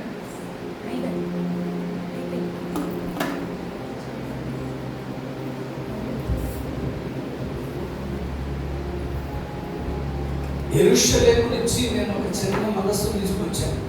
మా ఇంట్లో ఉంటుంది. దానికి నాలుగు వైపులా, రెండు వైపులా 4 మోతకర్రలు ఉంటాయి. ఈ మొయ్యవలసిన బాధ్యత ఎవరిది? ఇంకొక విషయం చెప్పిన, ఈ కహతీలు గొర్రెలు లేవు, వాహనములు నియమించలేదు వాళ్ళకి. కేవలం ఎక్కడికి దండు ప్రయాణమైనా ఈ దేవుని సన్నిధిని మోసే బాధ్యత ఎవరిదండి? కహతీలది. ఇప్పుడు ఎవరు అడిగినా మీరు చెప్పండి. మీ పెచ్చోడు 3 మంది మాట్లాడుతున్నారు. దేవుడు మనసారి ముట్టుకుంటా ఉద్యోగం చెప్పేసాడు, ఆడే దేవుడు కానీ చేయకూడదు అంతే. అది ఏ దేవుడు అంటే రోషం కలిగింది. నేను మళ్ళీ చెప్తున్నాను, ఈ ప్రశ్న వేసే వారికి మీరు సమాధానం చెప్పండి. ఎవడు పడితే వాడు మాట్లాడకూడదు, ఎవడు పడితే వాడు చేయకూడదు. దేవుడి నియమాకం ఒకటి ఉంది. అందుకని కహాతీలు మాత్రమే చెయ్యాలి ఆ పని. పాపం తెలియదు, ఎవరికి తెలియదు? దావీదుకి తెలియదు, ఉజ్జాకి తెలియదు. అందుకని ఏమైపోయాడు? ఉజ్జా చనిపోయాడు. మీరు కహాతీలు అని టైప్ చేసుకుంటే మీకు చాలా వివరాలు వస్తాయి. మీకు ఇంట్రెస్ట్ని బట్టి చెప్తున్నా. ఇంకా చదువు ప్రకారం ఇంకా తెలుసుకో. ఎందుకంటున్నానంటే ఈ రోజుల్లో ఎవడ పడితే వాళ్ళు సేవలోకి రావడం వల్లే వివరణ పూర్తిగా రావట్లా. తగుదునమ్మా అని చంపలో బైబిల్ పెట్టుకొని బయలుదేరిపోతున్నారు. ఒకప్పుడు టీచర్ అవ్వాలంటే చాలా సులభమండి. అందుకని ఒక సామెత కూడా పుట్టింది. ఏమని? బతకలేక, బతకడానికి కాదక్క. ఎవరన్నారు? బతకలేక బడిపొంతులు అయ్యాడు అనేవారు. ఇంకే బతుకు లేదు వీడికి, బడిపొంతులు అవ్వడమే బతుకని. ఇప్పుడు బడిపొంతులు అవ్వాలంటే అంత ఈజీ కాదు. బీఈడి చేయాలి, టెంటేలో రాయాలి, చాలా ఉన్నాయి. కానీ ఇప్పుడు బతకడానికి ఒకటి ఉంది, సేవ. సేవ కాదక్క, మాస్టర్ అయిపోవడమే. ఈజీ అయిపోయిందండి ఇప్పుడు. నేను మళ్ళీ అంటున్నాను, చాలా జాగ్రత్త. అందుకనే ఈరోజు ఇన్ని రకాలైనటువంటి అవమానాలు. ఎందుకంటే తెలియదు వీళ్ళకి వివరాలు. ఏదో ఒకటి నోటుకు వచ్చింది మాట్లాడేయడం వల్ల వివాదాలు, వివాదాస్పదమైన విషయాలు. అందుకనే చాలా స్పష్టంగా అంటున్నాను, ఉజ్జా ఎందుకు చచ్చిపోయాడు మీకు అందరికీ అర్థమైంది. అది ఎవరు మొయ్యాలి? అది తెలియదు దావీదుకి. ఎప్పుడైతే మందసం దగ్గర పడి చచ్చిపోయాడు, భయపడిపోయాడు. పట్టుకుంటేనే చచ్చిపోయాడు. పెట్టుకుంటే ఏమవుతుందో వదిలేశాడు. ఎక్కడ వదిలేశాడు? గిత్తీయులకు వదిలేశాడు. మందసాన్ని అయితే వదిలిపెట్టాడు సైడ్, కానీ మనస్సు అయితే మందసం మీద. నువ్వు పైకి కూర్చో, స్ట్రైట్గా కూర్చో. మళ్ళీ మీకు భూమిమొకటి తెలుసు. మళ్ళీ చెప్తున్నాను నేను, మందసం మీదే మనస్సు ఉందండి. ఓ 3 నెలలు ఓర్చుకున్నాడు. ఓర్చుకొని ఏం చేశాడో తెలుసా? కొంతమంది కుర్రాళ్ళు పిచ్చోని ఒకసారి వెళ్ళి చూసిరా, ఆ రోజు ఆయన పట్టుకుంటేనే చచ్చిపోయాడు, పెట్టుకున్నట్టు వీళ్ళు ఏమైపోయి ఉంటారు అన్నాడు. వాళ్ళు వచ్చి రిపోర్ట్ ఇస్తున్నారు. ఏంటా రిపోర్ట్? ఇప్పుడు చదవండి, 6వ అధ్యాయం 11వ వచనం మనం చదువుతున్నాం. త్వరగా.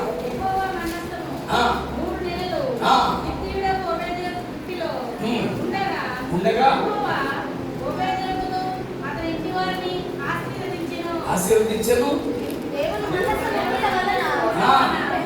యెహోవా మందసము ఉండుట వలన, అందరూ నోరు తెరవండి, ఉండుట వలన. చెప్పండి గట్టిగా. దేవుని మందసం ఉండుట వలన ఏం జరిగింది? యెహోవా ఆశీర్వాదము ఒబేదేము ఇంటి వారికే కాదు, అతని కలిగిన అంతటి మీదను. ఈ మాట ఎవరు విన్నారు? ఈరోజు ఈ మందసము నీ ఇంట్లో ఉందా? ఆ మందసం అనే దేవుడి సన్నిధిని పట్టుకెళ్ళడానికి వచ్చావా? దావీదు వచ్చాడు. డేవిడ్ స్టౌన్ అంటారు, దావీదు పురము అంటారు. నేను వెళ్ళాను, చూసి వచ్చాను. ఆ దావీదు పురం అంతా కూడా దీవెనకరంగా ఉండాలని కోరుకున్నాడు. ఏమండి వాళ్ళ సెలవు ఎప్పటి గొడవలు వాళ్ళకు ఉంటాయి. వీళ్ళిద్దరికీ ఎందుకంటే ఈ కుటుంబ ఆశీర్వాదం గొడవ మీరు ఆలోచించండి. ఒక సెలవు దినమందు నా పిల్లలందరూ ఆత్మీయంగా ఎదిగి ఆశీర్వాదకరంగా మారిపోవాలనే భావం ఉంటుంది. దావీదుకి అదే భావం. నా టౌన్ అంతా దీవెనకరంగా మారిపోవాలి. మీ పాస్టమ్మ మాటలకి నేను వచ్చేసానండి.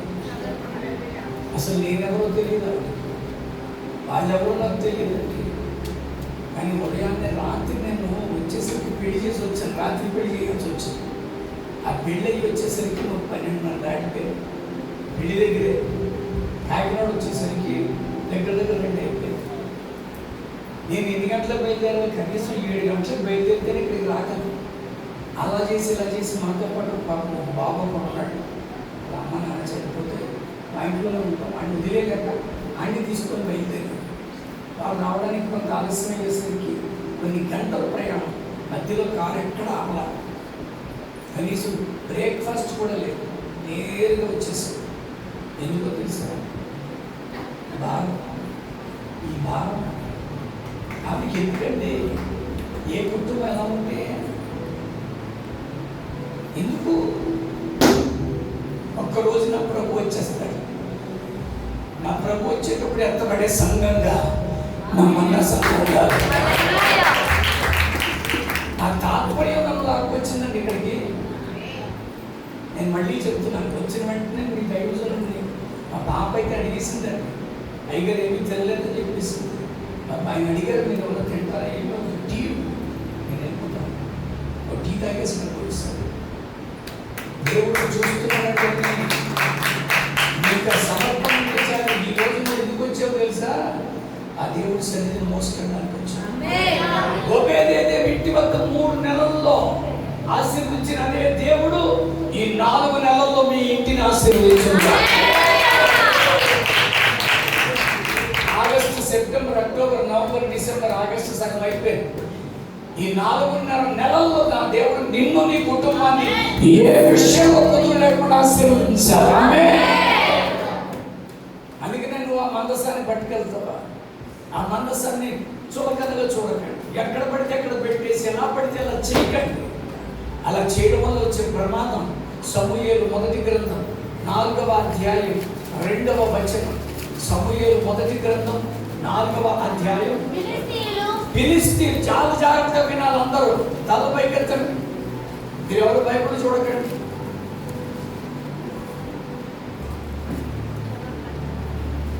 ఎవరైతే చదువుతుంది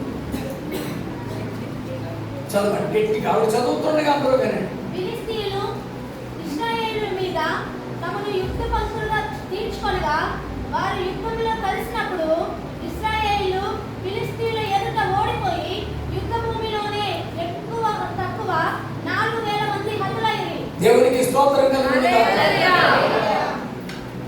అదే మండిపోతున్న వినాలిగా. మీరు చచ్చిపోయింది ఎవరు ఇప్పుడు? ఫిలిష్తీయులా?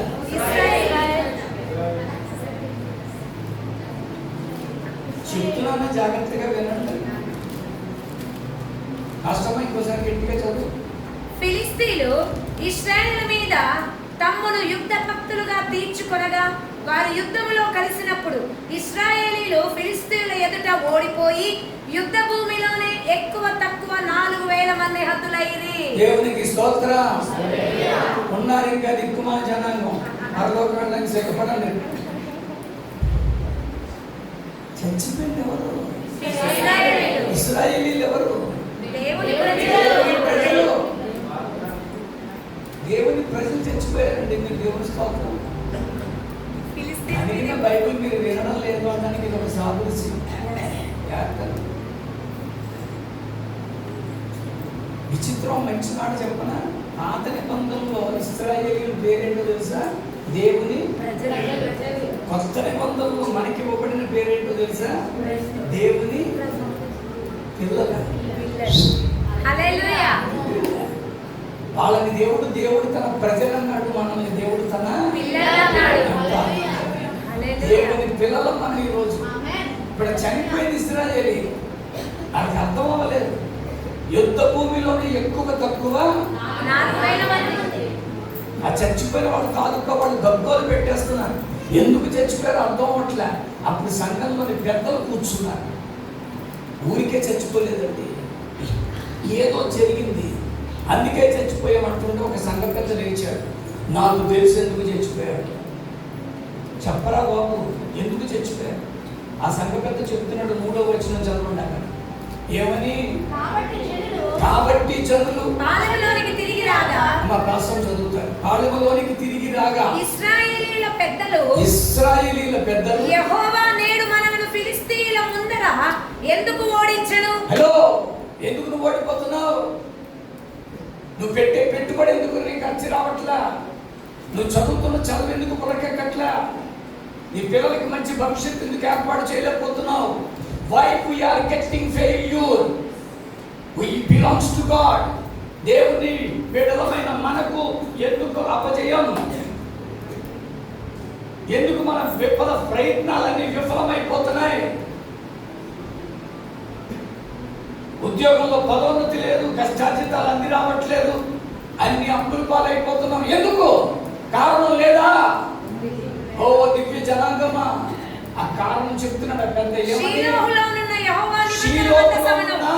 యెహోవా నిబంధన మందసమును మనము తీసుకొని మన మధ్య ఉంచుకొందము రండి. మరి మన మధ్య ఉంచుకొందము రండి. అది మన మధ్య నుండిన ఎడల అది ఆ దేవుని సన్నిధిని మొత్తం మర్చిపోయాం.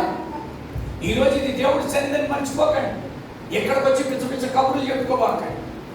ఎక్కడికి వచ్చేసి మీరు ఏవేవో పనులు చేయకండి. ఇక్కడికి వచ్చి బైబిల్ చదవబాకండి. ఇక్కడికి వచ్చి పిల్లలతో ఆడుకోబాకండి. ఇక్కడికి వచ్చి దేవునికి విరుద్ధమైన ఏ కార్యము చేయొద్దు అని ప్రసంగి 5 అంటాడు. మీరు దేవుని మందిరంలోకి వెళుచున్నప్పుడల్లా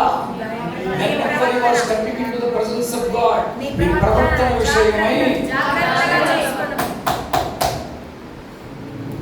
మర్చిపోతున్నాం మనం. ఇది దేవుడి సన్నిధిని ఆళ్ళ మీద వీళ్ళ మీద మాటలు ఇవన్నీ ఇక్కడ మాట్లాడుకోవడం వల్లే మన ఇంట్లో కార్యాలు అవ్వట్లేదు. మన ఇంట్లో కార్యాలు అవ్వకపోవడానికి కారణం దేవుడి సన్నిధి అక్కడ ఉండట్లే. ఇట్లాంటి చోట నేను నమ్మకూడదని బయటకు పోతున్నాడు. అందుకే ఫెయిల్యూర్. ఇప్పుడు వాడు ఏం చేశారు తెలుసా? శ్రీలోకలో ఉన్న దేవుని మందసం అనే ఆ సన్నిధిని తెచ్చుకుందాం రండి. అది మన మధ్య ఉండిన ఎడల అదే మన శత్రువుల చేతి నుండి రక్షిస్తుంది. ఇప్పుడు ఆ సన్నిధి దేవుడి సన్నిధి నీటిలో ఉందా? అందుకని అది మన మధ్య ఉండిన ఎడల. అందరూ చెప్పండి, ఇందాక మాట చెప్పారు, గట్టిగా కూడా చెప్పించాను.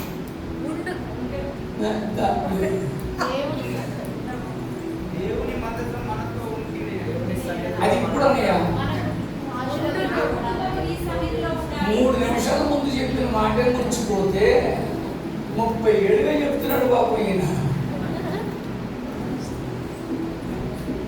అందరూ పెద్ద నోరేసుకొని చెప్పారు కదా హల్లెలూయా. దానికి ఒక్కది రోజు ఎందుకంటే మర్చిపోయే మాట కాదు. ఉండుట వలన వెనక్కి వెళ్ళేవలే నవ్వుకోగా చూస్తే ఒకరోజు ఏం చెప్పలేదు నాకు. ఒళ్ళంతా కట్లే అన్ని చూస్తుంటాను నేను. మళ్ళీ చెప్పండి, ఉండుట వలన. ఇప్పుడు అంటున్నాడు ఉండిన ఎడల. అదే నేను పట్టుకెళ్ళమంటున్నాను. ఈ రోజు మీరు ఆ సన్నిధి పట్టుకెళ్ళి చూడండి. ఈ 4 నెలల్లో మీరు నెలకో సాక్ష్యం చెప్పుదురుగా. ఖచ్చితంగా మీ ఇంట్లో అద్భుతమైన కార్యాలకు ఆవిష్కరణ ఈ యొక్క కుటుంబ ఆశీర్వాద కూడిక.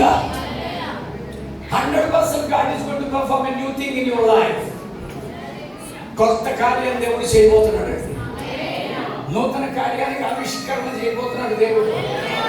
Only the thing, take back the presence of God. దేవుని సన్నిధిని మోసుకెళ్ళిపో.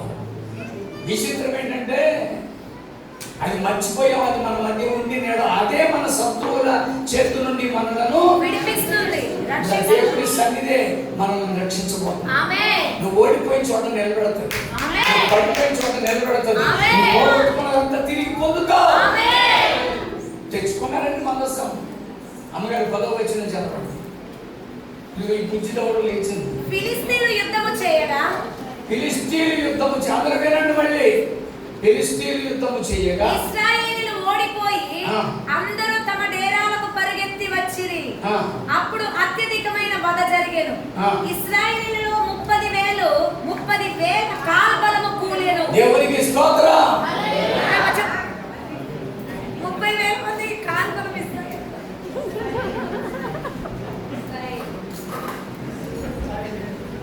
ప్రియమైన ఖమ్మం విశ్వాసం ఇప్పుడు చచ్చిపోయింది మరి హల్లెలూయా ఏంటమ్మా?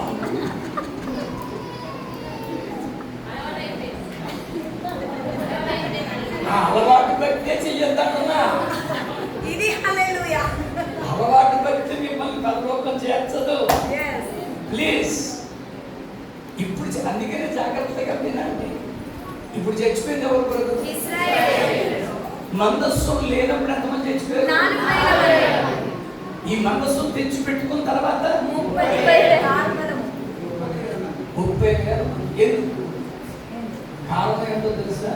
దేవుని మందస్సము ఉన్నదన్న పొగరు. ఏంటంటే పొగరు.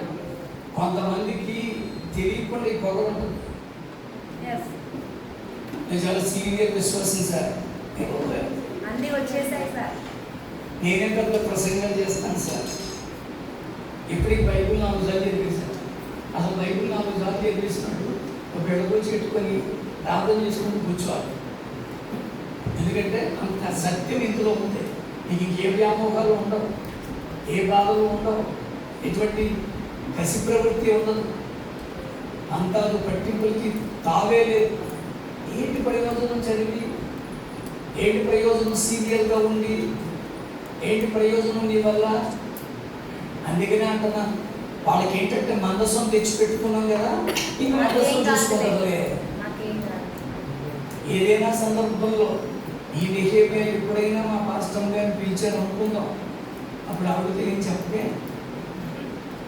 ఎందుకంటున్నానంటే మా పాస్టర్ పొగరు ఎక్కువ. ఎంత పొగరంటే ఆవిడకి 95 పెళ్ళయిందండి, పిల్లలు లేదు. 96లో పిల్లలు లేదు, 97లో పిల్లలు లేదు, 98లో పిల్లలు లేదు.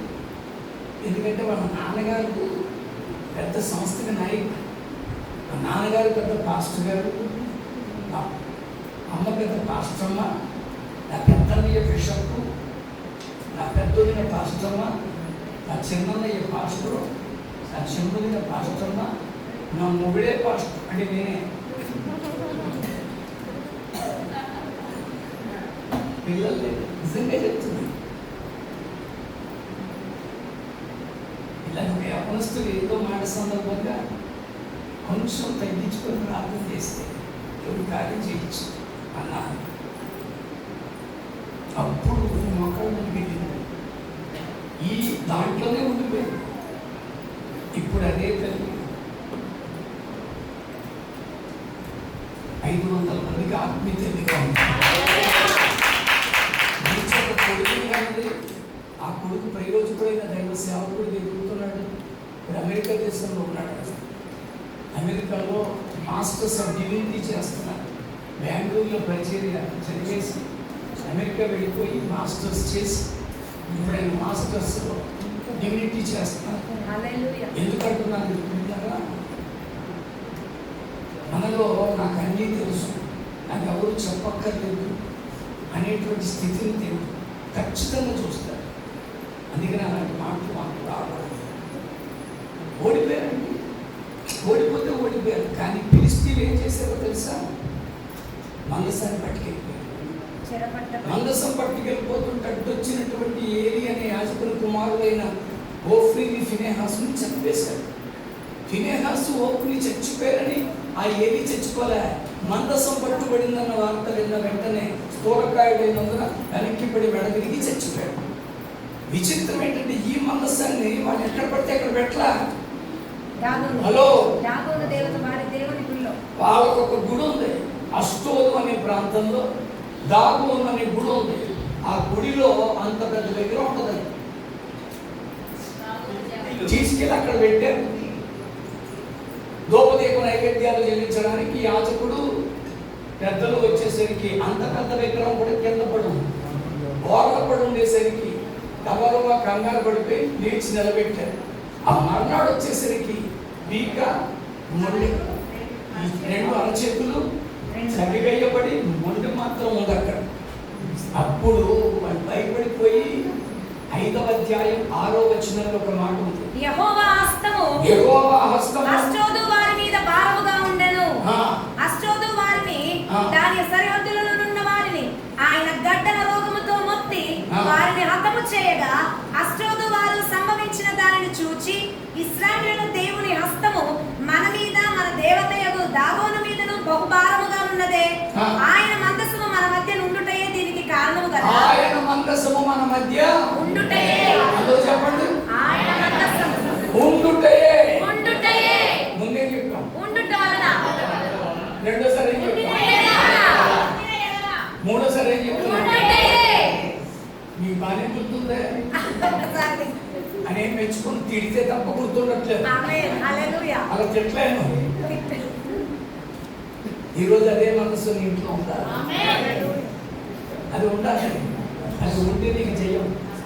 అది ఉంటే నువ్వు అద్భుతాలు చూడబోతున్నావు. ఆ మనసు పట్టుకెళ్ళడానికి నువ్వు వచ్చావు. హల్లెలూయా. వాడు వెంటనే ఏం చేశారో తెలుసా? ఇది కానీ మన దగ్గర ఉంటే మన వాళ్ళందరూ గడ్డల రోగంతో చచ్చిపోతానని వెంటనే పంపించేయడానికి మొదలు పెట్టారు. ఎన్ని నెలలు ఉండిపోయిన 6వ అధ్యాయం ప్రారంభంలో ఉంటుంది. 6వ అధ్యాయం ప్రారంభం. 6వ అధ్యాయం ప్రారంభం. 6వ అధ్యాయం ప్రారంభం. యెహోవా మందసము 7 నెలలు 7 నెలలు ఏమో 7 నెలలు ఉండిపోయిందండి. ఇంకెంతమంది చచ్చిపోయారు? కంగారు పడిపోయారు. 10వ వచనం చదవండి.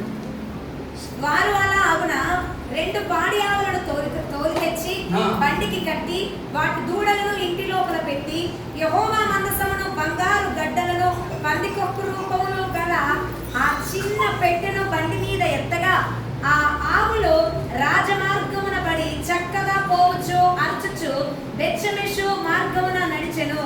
దేవునికి స్తోత్రం కలుగును గాక. హల్లెలూయా. ఇలాంటి వాడికి చెప్పండి. ఇప్పుడు ఎక్కడ పెట్టారు వాటిని? బండి మీద. కాడి మొయ్యడం అలవాటు లేని కాడి ఆవు. ఎద్దులు కాదు. పాడి ఆవు పాలిచ్చే ఆవు. కాడి ఆవులు అంటే పాలిచ్చే ఆవు. ఆవులకి కాడి మొయ్యడం అలవాటు ఉంటుందా? ఎద్దుల బండి అంటారా? ఆవుల బండి అంటారా? ఎద్దుల బండి అంటారు. కానీ ఇక్కడ మొయ్యడానికి ఎవరు వచ్చారు? ఆవులు వచ్చాయి. ఎంతమంది వస్తారు? ఎంతమంది వస్తారు మొయ్యడానికి? అమ్మ మా మోపురాలు మెత్తగా ఉంటాయి, మాకు రక్తం వచ్చేది, మేము మొయ్యడం, పైగా మాకు నోట్లు ఉన్నాయి, పాలు ఇవ్వాలి, ఇలాంటి మాటలు చెప్పేయా. ఊరికే రాలేదండి సేవరత్న. పిచ్చోళ్ళ తిరిగేది ప్రాంతం. హల్లెలూయా. క్రేజీ అంటే పిచ్చోడు. వాడు జనరల్ పాస్టర్.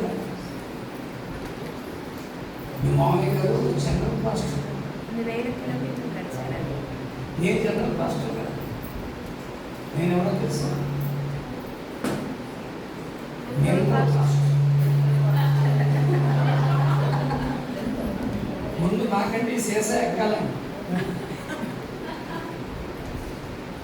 ఆయనతో సమకాలికి ఇక్కడ ఉన్నారు. ఈ నీళ్లు తాగి సేవ చేశాడన్నా అన్న. కాదు కాదు, ఎక్కడ నీళ్ళు పడితే అక్కడ. కుళాయిల్లో నీళ్లు తాగారు, చెరువుల్లో నీళ్లు తాగారు, పొంతల్లో నీళ్లు తాగారు. ఆ సేవ ఇప్పుడు చేయలేమండి. ఇది ఓపెన్ ఛాలెంజ్ అండి. ఇప్పుడు సోకాళ్ళు మందిని తిరుగుతున్నారే సేవకులు, వాళ్ళ ముందు పెట్టండి వాళ్ళ జీవితాలు. రమ్మనని చూద్దాం.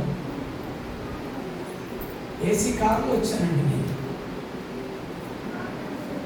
అవన్నీ లేవాడు. మామిడి తోట కొన్నాడండి. చెట్లన్నీ కొట్టించుకొని ఆ రోజులు కట్టుకొని సేవ చేశాడు. కాడి మేడు మీకు రావాలి. ఆవులు కాడి మోస్తున్నాయండి. అన్ని సౌకర్యంగా ఉంటే సేవ ఎవడన్నా చేయగలడు. విషయాడు పెట్టి అన్ని సౌకర్యంగా ఉంటే ఎవడైనా మాట్లాడగలడు. మైకు లేని రోజుల్లో మాట్లాడాడు.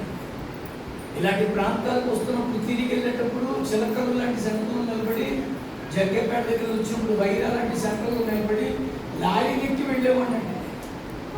ఆ రోజులన్నీ దేవుడు గుర్తుంచుకున్నాడు. కల్లూరు వచ్చాను, ఈ ప్రాంతం సత్తుపల్లి వచ్చాను, ఈ ఖమ్మం వచ్చాను, ఎన్నో ప్రాంతాలకు వెళ్ళాను. లారీల మీద తిరిగిన రోజులు ఉన్నాయి. ఈరోజు ఏదో కారులో వచ్చానని గొప్పగా చెప్పట్లా. నమ్మకంగా ఉండు, దేవుడు నిన్ను ఆశీర్వదించుకోవట్లేదు. నమ్మకంగా ఉండు. కన్వీనియంట్గా ఉండడానికే దేవుడు ఇస్తున్నాడు అంతే తప్ప కారు ఆశీర్వాదం కాదు. హలో, మీరు ఎవరైనా కారు అంటే ఆశీర్వాదం అనుకున్నారు కనుక, నేను కారు కొనుక్కున్న కొత్తలో భాస్ గారు అంటున్నారు, లాజరస్ గారు దేవుడు మిమ్మల్ని ఆశీర్వదించాడు అని అన్నాడు. నేను ఎట్లా చెప్పగలను అన్నాడు. అదిగో కారు అన్నాడు. రెండు వైపు నువ్వు చెప్పినట్టు నువ్వే పెట్టేసేవారు. అప్పుడే ముగించట్లేదు, ఇంకో 2 గంటల కోసమది. ఆయన అన్నాడు, ఇదిగో నీకు దేవుడు కారు ఇచ్చాడుగా అన్నాడు. ఆయన దృష్టి కారు ఆశీర్వాదం. నేను అన్నా నిజంగా కారు ఆశీర్వాదం అయితే నేను రాత్రి మీటింగ్ నుంచి వస్తుండగా ఆశీర్వాదానికి బ్యాచ్ పెట్టింది. ఏమంటే ఆశీర్వాదానికి బ్యాచ్ పడుతుందా? కార్లు ఆశీర్వాదం కాదు, కార్లు అవసరం. మందిరాలు ఆశీర్వాదం కాదు, అవసరం. ఎందుకంటే ఇవన్నీ తాత్కాలికమే. అష్టకృతమైన ఆలయాల్లో ఆయన నివసించాడు. ఈ నెవర్ డెల్స్ ఇన్ దిస్. కాసేపట్లో మనం అందరూ వెళ్ళిపోతాం. ఎవరుంటారు ఇక్కడ? యేసుప్రభు వెళ్ళిపోయిన వెంటనే ఒక 1 సంవత్సరం జాబ్ వేసుకుని పడుకుంటాడా? ఎక్కడుంటాడు?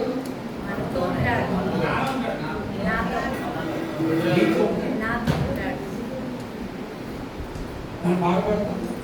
నీవు నాతో ఉన్నావయ్యా, నాకు భయమేలా యేసయ్యా. నీవు నాతోనే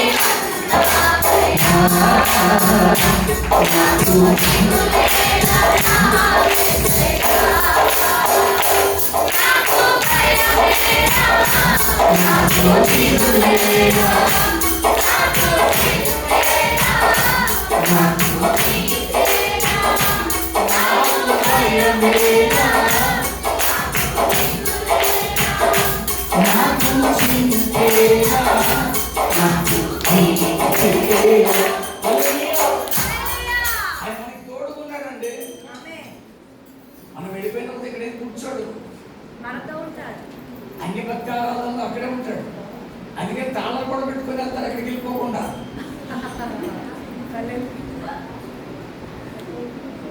మళ్ళీ చెప్తున్నాను, ఇక్కడ ఆయన ఉండడండి.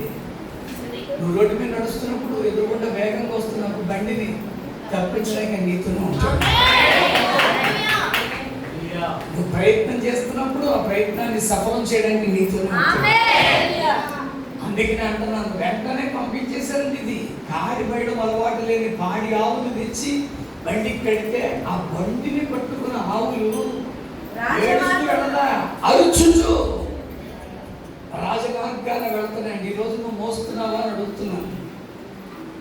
యేసుక్రీస్తు వారు ఒక రోజు అలా తిరుగుతూ ఉంటే దేవాలయంలో ఆయన కూర్చొని ఉన్నారు. పేరు బయటకు వచ్చారు.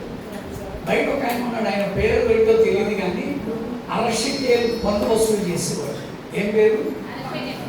మనం ఏ పని చేస్తే ఆ పేరు పెట్టేస్తాం. పాస్టర్ గారు అంటున్నారు, ఇవాళ ఆరాధన చాలా బాగా జరిగింది, రేపు వచ్చే వారంలో సత్యవతి గారి ఇంట్లో కోటం అన్నారు అనుకోండి. వెనకాల 2 ఆడవాళ్ళు మాట్లాడుకుంటారు. ఏ సత్యవతి? అదే నేను ఎత్తుబడి సత్యవతి. అదే కాబట్టి ఇంటి పేరు కదా. మనకి పేరు పెట్టడం అలవాటు అండి. ఆయన పేరేంటి? అరక్షకేలు. కాకినాడ నుంచి లాస్లస్ గారు వచ్చి, ఏ లాస్లస్ గారు? అదే తెల్లగడ్డ ఉంటుంది. నా ఇంటి పేరు పుదుకోండి నటరాజు అయితే తెల్లగడ్డ లాస్లస్ అంటే మనకు అలవాటు. అలా పెట్టితే పేరు ఏమని? అరక్షకేలు గారు. ఆయన అడుగుతున్నాడు, ఏమయ్యా నువ్వు మీ గురుగారు తెగ తిరిగేస్తున్నాను పన్ను పెట్టారా అన్నాడు. పాప పేతురు గారి from beginning to the end ఒకటే. వెండి బంగారాలు మా దగ్గర లేవు. ఆ లేవే అనుకుంటాం మేము పాస్టర్లు ఇప్పటికీ. ఎందుకంటే పేతురు గారిని ఫాలో అవుతూ ఉంటాం. మీరు అంటేనే ఏమంటే మళ్ళీ ఏమంటాం? లేవు. ఒకవేళ నాకు అనడానికి భయం అయితే ఆ పాస్టర్ అనిపించేస్తాను. లేదు.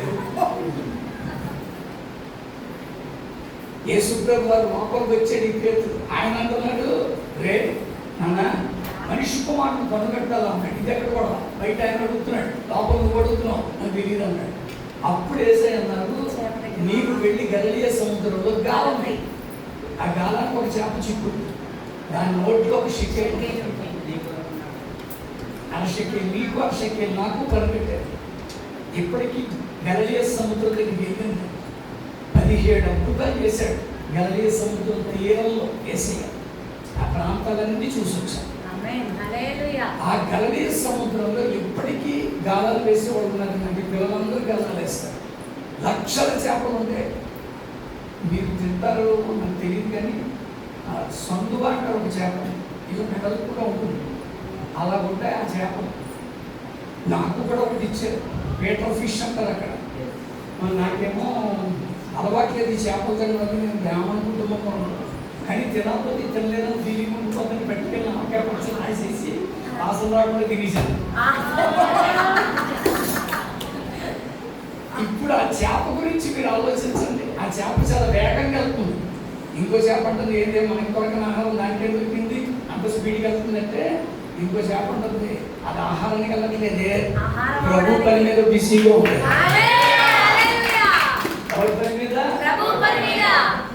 వెళ్ళిందని ఒక షెకేలు పట్టుకుంది. విచిత్రం ఏంటంటే మనకి కాదని వాటికి కూడా తెలుసు. షెకేలు పట్టుకుందండి. అది పట్టుకొని చేప నీటిలో ఉన్నా సరే నోరు అది పద్దాక నోరు మెదిపితే షెకేలు పడిపోతుంది. అందుకని నోరు మూసుకొని మొక్కలతో గాలి పీల్చుకుంటూ తీసుకొస్తుంది. యోగాలు చేసేవా? ఒక గంట ఎక్స్ట్రా పని చేసి ఆ గంట పిడికట్టు తీసుకొచ్చి యోగ సన్నిధిని పెట్టేవారు. ఇదిగో ఈ ప్రార్థనలో కొంచెం సహాయం కావాలి అందరికీ. పోయినా ఎవరో దైవజనులు పిలుస్తానికి మంచి కాంపించి పంపించారు. ఎవరు చేస్తారు ఇవన్నీ?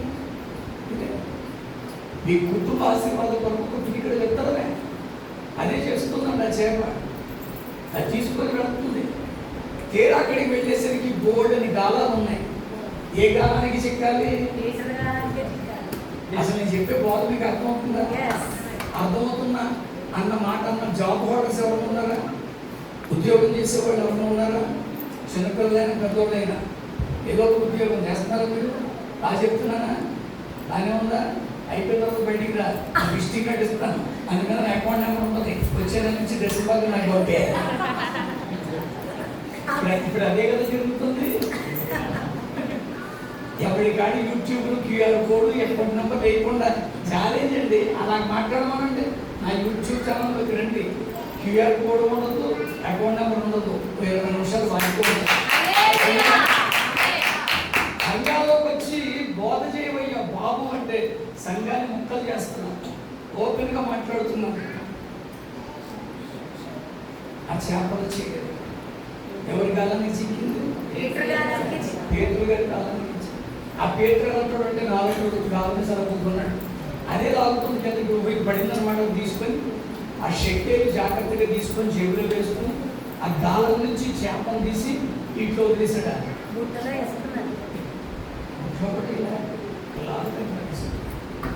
ఇప్పుడు ఆ చేప గిలకలు కొట్టుకుంటూ ఉంటుంది, ప్రభువా నీ కోసం షెకేలు మోసి చచ్చిపోతున్నాను.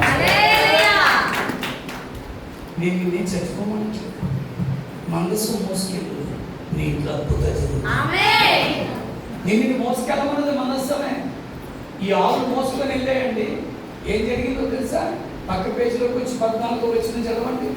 ఆ బండి బెత్షెమెషు వాడైన యెహోషువ యొక్క పొలములోనికి వచ్చి అక్కడనున్న ఒక పెద్ద రాతి దగ్గర నిలువగా వారు బండి యొక్క కర్రలను చీల్చి ఆవులను యెహోవాకు దహన బలిగా అర్పించిరి.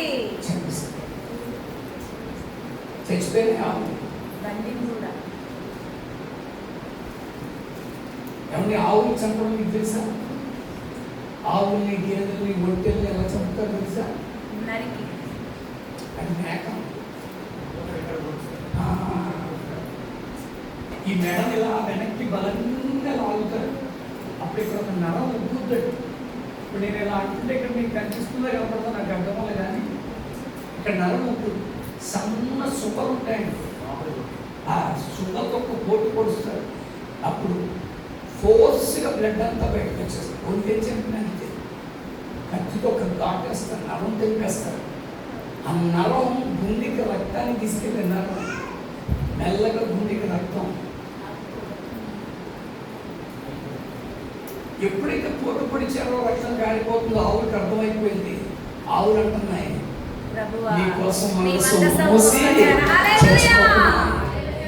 నువ్వేం చేసావు ప్రభు కొరకు ఒకసారి ఆలోచించు. ధనమునిచ్చావయ్యా, ఘనతనిచ్చావయ్యా, ఆరోగ్యమిచ్చావయ్యా, పోషించుకున్నావయ్యా. ధనమునిచ్చావయ్యా, ఘనతనిచ్చావయ్యా, ఆరోగ్యమిచ్చావయ్యా, పోషించుకున్నావయ్యా. ఇచ్చిన నీకై కష్టించానా, నా కొరకు నింపుకున్నానా. ఇచ్చిన నీకై కష్టించానా, నా కొరకు నింపుకున్నానా. ఇప్పటికైనా నీకోసం నేను కష్టపడతానయ్యా, ఇప్పటికైనా నీకోసం నేను కష్టపడతానయ్యా. నాకున్నదంతా నీ ప్రభు కొరకై పాడనిస్తానయ్యా, నాకున్నదంతా నీ పని కొరకై పాడనిస్తానయ్యా. ఏం చేశానయ్యా నీకోసం, నీ చెప్పుకునిచ్చావని, ఏం మోసానయ్యా నా కోసం నువ్వు సిలువ మోసావని. చేశానయ్యా నీకోసం, నీ చెప్పుకునిచ్చావని, ఏం మోసానయ్యా నా కోసం నువ్వు సిలువ మోసావని. ఒక్కరినైనా ఒక్క ఆత్మనైనా రక్షించానా, నీకై వెలిగించానా. ఒక్కరినైనా రక్షించానా. ఏం చేశావు? మోసుకెళ్తావా? అయ్యా నీ మనసు నా ఇంట్లో ఉండాలయ్యా, నీ సన్నిధి నా ఇంట్లో ఉంటే ఒబేదే నేను ఇంటిని ఆశీర్వదించిన రీతిగా నా ఇంటిని ఆశీర్వదిస్తాం నా ఆశ. ఎంతమంది మోసుకెళ్ళడానికి వచ్చారు? బయటికి వెళ్ళినప్పుడు సాంబార్ మోసుకెళ్ళండి. ఆ సాంబార్ మోసుకెళ్ళడానికి రాలేదు, తినకపోయినా పర్లేదు, దేవుడి సన్నిధిని మోసుకెళ్ళి ఒకవేళ ఉండిపోతే తీసుకెళ్ళి రైల్వే స్టేషన్ దగ్గర అనాథలకైనా పనిచేస్తాం, కానీ దేవుడి సన్నిధి మీతో మట్టుకు రావాలి. దేవుడి సన్నిధి ఖచ్చితంగా రావాలి. Unless if the presence of God is not going to be with you, చాలా నష్టపోతావు. నీ కుటుంబం ఆశీర్వించబడాలి. దావీదు అదే అంటున్నాడు, దయచేసి నా కుటుంబము నిత్యము నీ సన్నిధిలో ఉంటున్నట్లుగా దాన్ని ఆశీర్వదించు. యెహోవా నీవు సెలవిచ్చి ఉన్నావు, నీ ఆశీర్వాదము నొంది నా కుటుంబము నిత్యము ఆశీర్వదించబడాలి. నిర్గమకాండం 33వ అధ్యాయం 12వ వచనంలో చెప్పబడిన మాట ఇప్పుడు మనం అందరం చెప్పాలి. మోషే చెప్తున్న ఈ మాట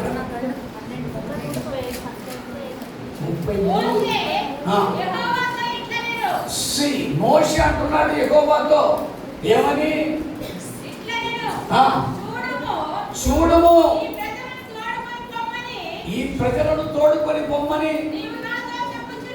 హలో, ఇక్కడ ఉన్న వాళ్ళందరికీ పిల్లలు ఉన్నారు, బాధ్యతలు ఉన్నాయి, చాలా సమస్యలు కూడా ఉన్నాయి. కొంతమంది న్యాయ పోరాటంలో ఉన్నారు. ఎవరు మీకు తోడు? Moses asking God, whom you are going to send along with me? నాతో ఎవరిని పంపిస్తావయ్యా? ఎవరు చిన్న జనమా? ఇంత గొప్ప జనాంగాన్ని తోడుకొని తీసుకుని బొమ్మని చెప్తున్నావే, నాకు తోడెవరు? నువ్వు అడుగు. ఈ పిల్లలు ఉన్నారు కదా, అది పెళ్ళుడు చేసి ఆ బాధ్యతలన్నీ తీర్చడానికి నీకు తోడెవరు? నీకు తోడెవరమ్మా? ఇల్లు కట్టుకోవాలనుకుంటున్నావు, అడుగులు వేస్తున్నావు, తోడెవరు? ఇప్పుడు అడగండి, మీరు అందరూ మాకు తోడెవరయ్యా అని అడగండి. ఏమంటున్నాడో చూడండి. అక్కడ ఏమంటున్నాడు మోషే? నీవు నన్ను పేరు పెట్టి పిలిచానని నువ్వు చెప్పి ఉన్నావే, త్వరగా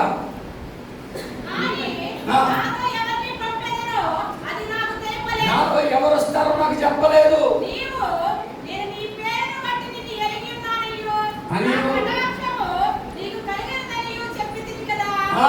కాబట్టి నీ కటాక్షము నా ఎడల కడిగిన ఎడల నీ కటాక్షము నా ఎడల కనులట్లుగా దయచేసి నీ మార్గము నాకు తెలుపము అని యెహోవాతో మోషే అన్నప్పుడు యెహోవా ఏమంటున్నాడో తెలుసా? అందుకు ఆయన నా సన్నిధి నీకు తోడు. దేవునికి స్తోత్రం కలుగును. I'm not going to send anybody. ఎవరిని నేను పంపట్లేదు, నేనే నీతో రాబోతున్నాను. దేవునికి స్తోత్రం. 2026 సంవత్సరం ఆగస్టు నెలలో దేవుడు నీతో మాట్లాడుతున్నాడు. నేను నీతో రాబోతున్నాను. నీ కుటుంబాన్ని ఆశీర్వదించడానికి రాబోతున్నాను. నా సన్నిధి నువ్వు పట్టుకెళ్తావా? నన్ను నువ్వు తీసుకెళ్తావా? అప్పుడు మోషే అన్న మాట ఏంటో తెలుసా? నేను నా సన్నిధి నీకు తోడుగా వచ్చును, నేను నీకు విశ్రాంతి కలుగజేస్తును అని అన్నప్పుడు త్వరగా అన్లెస్ నీ సన్నిధి రాకపోతే అందరూ చెప్పండి ఆ మాట. ఇక్కడ నుండి మమ్మల్ని తోడుకొని పోకుము. నీ సన్నిధి మాతో రాకపోతే నీ సన్నిధి మాతో రాకపోతే నేను ఇక్కడి నుంచి అమ్మ మేము ఇక్కడ నుండి వెళ్ళాం. దేవునికే స్తోత్రం.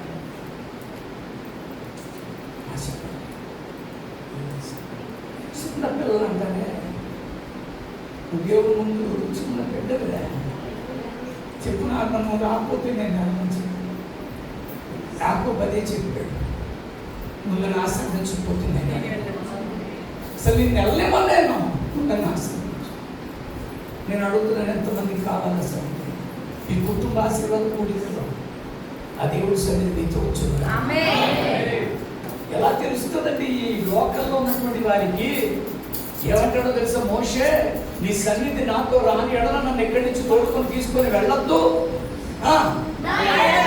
నా ఎడలను నీ ప్రజల ఎడలను నీకు కటాక్షం కలిగిందని ఎలా తెలుస్తుందయ్యా? నీవు మాతో వచ్చుదలనే కదా. దేవునికి స్తోత్రం కలుగును. తెలియాలండి. ఈ 4 నెలల్లో మీ ఇంట్లో జరిగే అద్భుతాలకి ఆశ్చర్యపడిపోవాలండి, ఆశ్చర్యపడిపోవాలి. నాతో పాటు మా బాబు వచ్చింది, నా ఆత్మీయ బిడ్డ. తాను సమర్పించుకొని దేవుని పరిచయం, నా కార్ డ్రైవింగ్ అంతా తనే చేస్తాను. మంచి ఉద్దేశంతో ఇక్కడ మేము ఆ యాత్ర ప్రారంభించాం. మంచి సంకల్పంతో తను ప్రార్థన చేసుకుంది. తను మంచి మాట వినాలి, నాకు మంచి మాట, నువ్వు నాతో మాట్లాడాలని ప్రార్థన చేసి బయలుదేరి. మీరు చెప్తే నమ్మరు. నేను గ్రీన్ ఫీల్డ్ హైవే మీద ఉండగా సడన్గా ఒక ఫోన్ వచ్చింది కేరళ నుంచి. ఆ పాస్టర్ గారు అంటున్నారు, మీ అమ్మాయి మీ దగ్గర ఉంది కదా, వాళ్ళ అమ్మాయికి ఒక పాస్టర్ గారు అబ్బాయిని సంబంధం చేయాలని అనుకుంటున్నారు. మీరు ఏదైనా ఆలోచించుకొని మాకు చెప్పండి అంటే అసలు దానికి అసలు కొట్టకపోలేదు. మేము మంచి సంకల్పంతో వచ్చి వాళ్ళ అమ్మాయి ఫిలిప్పీన్స్లో డాక్టర్ చేసి వచ్చిందండి. ఇప్పుడు ఎంబీబీఎస్ అయిపోయింది, డాక్టర్ అంటారు. ఆవిడ డాక్టర్ అయ్యారో మాకు మంచి దైవజం ఉన్నారు. ఆయన కొడుకు ఆయన కువైట్లో జాబ్ చేస్తున్నారు, ఇంజనీర్. ఆ సంబంధం వచ్చిందండి.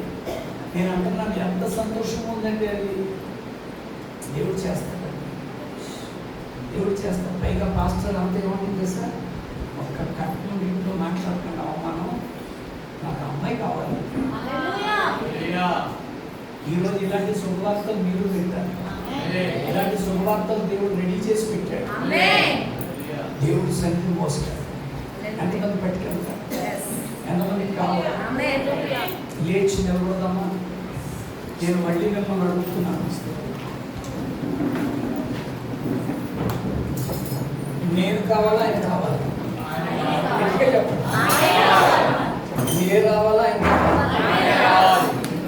అదే కొంచెం రాగంలో చెప్పండి. నీవే కావాలయ్యా, నాకు రావాలయ్యా, నీవే కావాలయ్యా, నాకు రావాలయ్యా.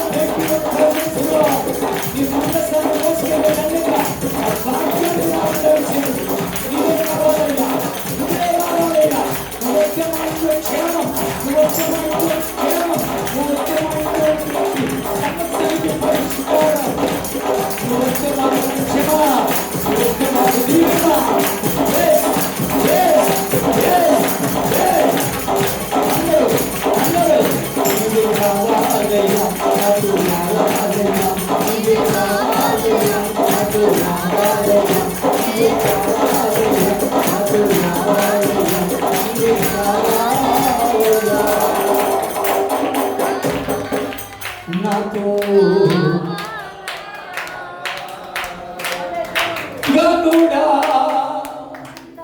నీ దివ్య సన్నిధి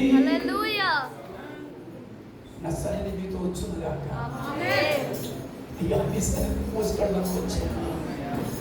అయ్యా నీ మంద సన్నిధి మోసుకెళ్ళుకుంటాం. దయచేసి ఎవరు ఎక్కువ మాట్లాడుకోకుండా మీరు ఇంటికి వెళ్ళిన వెంటనే నా దైవ సన్నిధిని మీ గుమ్మ మీద ప్రతిష్ఠించండి. మీ గుమ్మ మీద మీరు చేయి పెట్టి చెప్పండి, నాన్న మీ సన్నిధి ఇక్కడ పెడుతున్నా, మరి ఎటువంటి దుష్ట చూపు దురాత్మ నీడ కూడా తగలకుండా, ఏ తెగులుని కూడా అంటకుండా ఆయన కాపాడును గాక. నీ హాల్లోకి వెళ్ళి రెండు చేతులు చాచి చెప్పు, నీ సన్నిధి ఇక్కడ ఉంచుతున్నానని. నీ బెడ్రూమ్ లో చెప్పు, నీ సన్నిధి ఇక్కడ ఉంచుతున్నానని. నీ పిల్లలు ఉండే గదిలో, వాడు చదువుకునే గదిలో దేవుని సన్నిధిలో రెండు చేతులు చాచి దేవుని సన్నిధిని పెట్టు. నీ కిచెన్ లో పెట్టు, నీ పాడి పంటలో పెట్టు, నీ ఉద్యోగంలో పెట్టు. 4 నెలల్లో అద్భుతాలు చూడబోతున్నావు. 3 నెలల్లో ఇంటి వారిని అతని కలిగినంతటిని ఆశ్రయించిన అదే దేవుడు నిన్ను నీ కుటుంబాన్ని హెచ్చించబోతున్నాడు. నిన్ను నీ కుటుంబాన్ని ఆశీర్వదించబోతున్నాడు. ప్రార్థన చేద్దాం. దేవుని నామానికి మహిమ కలుగును గాక. మోకరిద్దాం. దయచేసి ప్రతి ఒక్కరు మోకరించుకొని ప్రతి ఒక్కరు మోకరిద్దాం. దేవుని అద్భుతమైన మాటలు చిత్తమని పలకరించుగా సమాధానకరమైన ఆనవాలు మాకు తెలియదు.